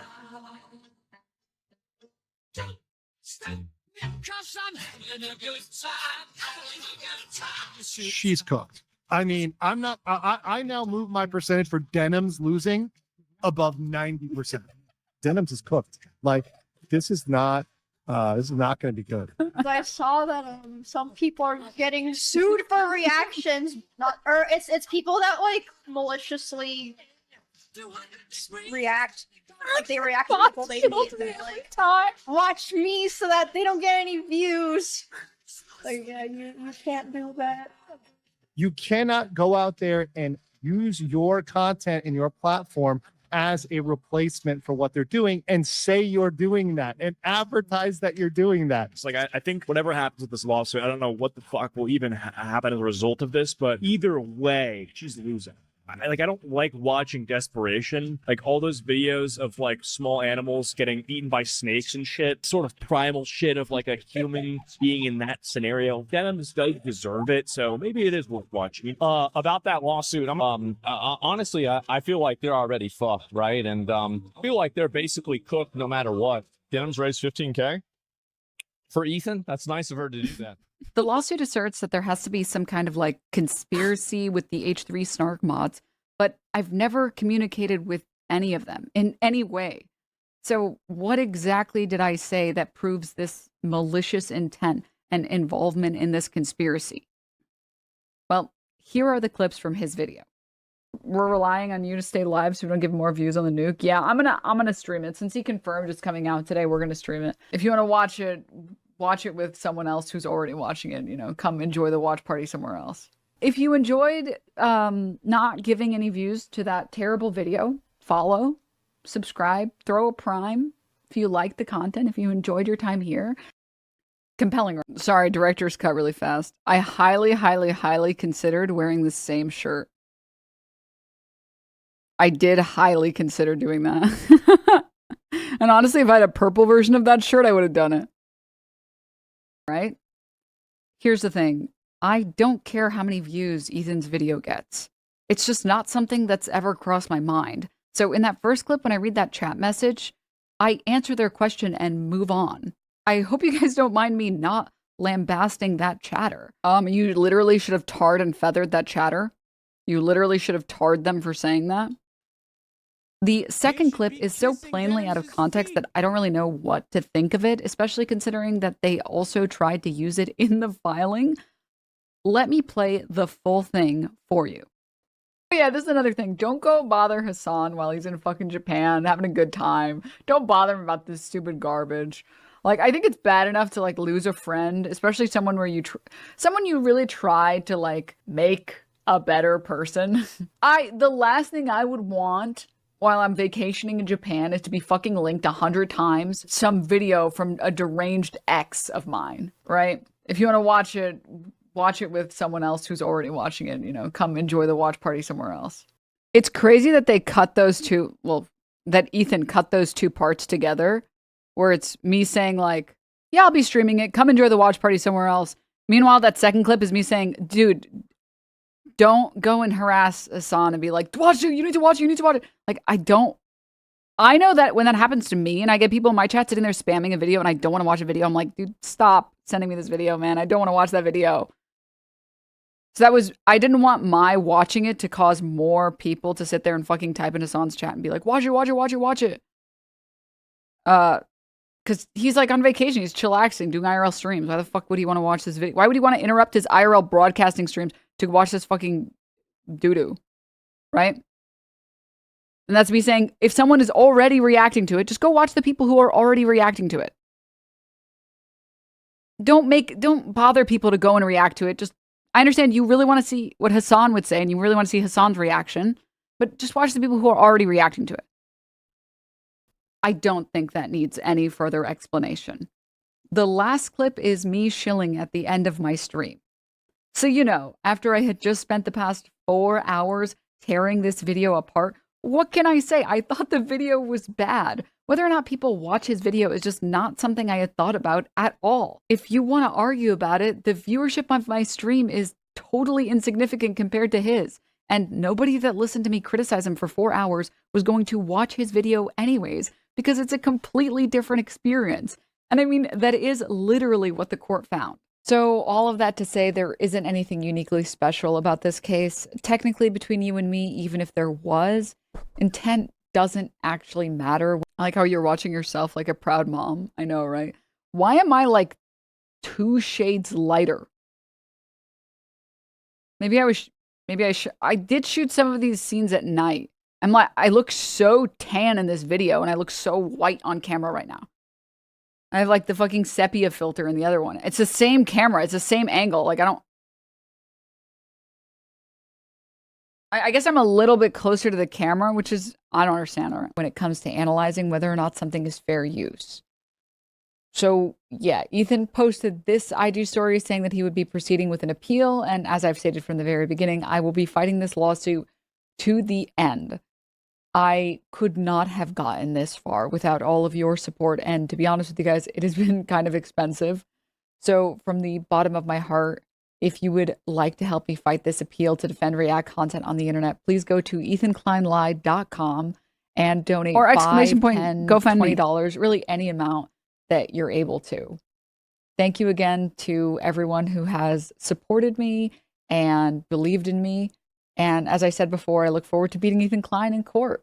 Besides that, I stream on Twitch Thursday through Sunday at 7 a.m. PST. I also might be doing a mass unban. So if you are one of the morons that told me I was going to lose my lawsuit, you owe me an apology. Come say hi. All right. Bye. Denims, the queen of self-owning, you prevail again. You prevail again. It's hard to prevail all the time. Oh, hi, Kilotonics. Kilotonics, how does it feel to be right just right before all of the filings completely vindicated you? Oh my god. I love being right. Oh, Christ. Okay. So yeah, if you would like to help me fight this appeal, please donate. I would really appreciate it. It means a lot. Lawsuits are expensive. Appealing is expensive. And I will promise to just keep being as transparent as possible, keep you guys updated on the appeals process, let you guys know if anything changes, what happens, as I've always been, as I've always tried to be. And as you guys can tell, I am obviously, fighting it. I'm obviously going to fight it to the best of my ability. Another year at least probably in court. Yes. So, and it's only after appeals that potentially maybe legal fees can get discussed. So even if it's just like $1, $5, any amount, it just means a lot. It helps a lot. And with that, everyone, a year of coping. Yep. And with that, I had some other stuff that I wanted to watch. I forgot. Like Fantano put out another video. I saw this like some mantis got like really mad at me.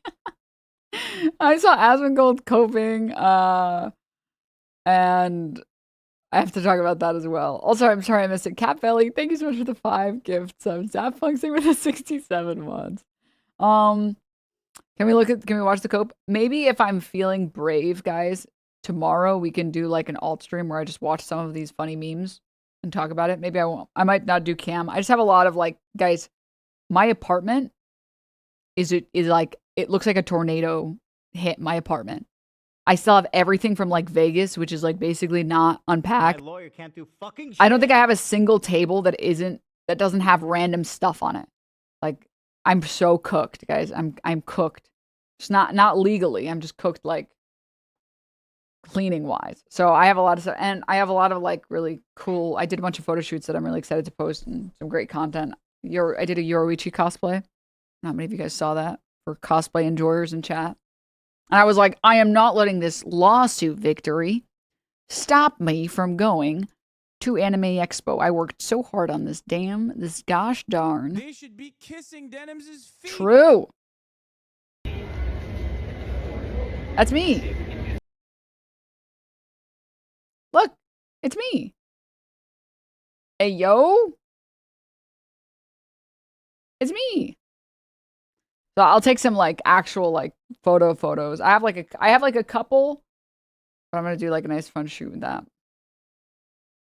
Can you guys believe that I got this like wig and I turned it into a ponytail and it ended up matching my hair color almost perfectly? Isn't that crazy? I bought this stuff and then I drove back from Vegas and I'm like, please be the right color, please. And I checked it, I was like, yes, it's the right color. All of this stuff I'm like looking at, I'm like, please be the right shade. What character is it? It's Yoruichi. This is the character. God of Thunder. But anywho, yes, that is all I have to share with everybody in here. Thank you everybody for... Whoa, what the AI? Huh? I think this is AI. Thanks. Oh, thanks. That's really nice of you. Thanks. You're so right. It looks nothing like me. All right. But anyways, thank you everybody for tuning in. Why do you have an Iron Lung poster? Oh, because I went to the premiere. It was really fun. But sorry, I keep getting sidetracked. I haven't streamed in so long. I've been like, guys, I've spent every minute working for the past, like, and I'm not joking, like almost every single minute has been spent working for the past like 10 days. So I'm excited to end stream and just like vegetate. I'm probably just gonna vegetate on my couch and do this. Just go. I've played like 2 League games in the past 10 days. This is not okay. I'm just gonna do that and then play some games and then get back to work. But thank you everybody for tuning into the stream. We will definitely be back Thursday. There was so much stuff that happened recently that was so fun. I'm sure you guys saw some of that stuff, but like, for example, the couple that is like climbing skyscrapers or whatever. I thought that shit was so funny. I wanted to share it with you guys. But we have a lot of stuff to get to eventually. I just need time to recuperate, catch up, get some work done. And then we will be back definitely on Thursday, everybody. All right. But yeah, have a great rest of your day, everyone. Stay hydrated. Tell your homies you love them. And the Fair Use Queen wishes you all well. Have a great rest of your day, everybody. Bye.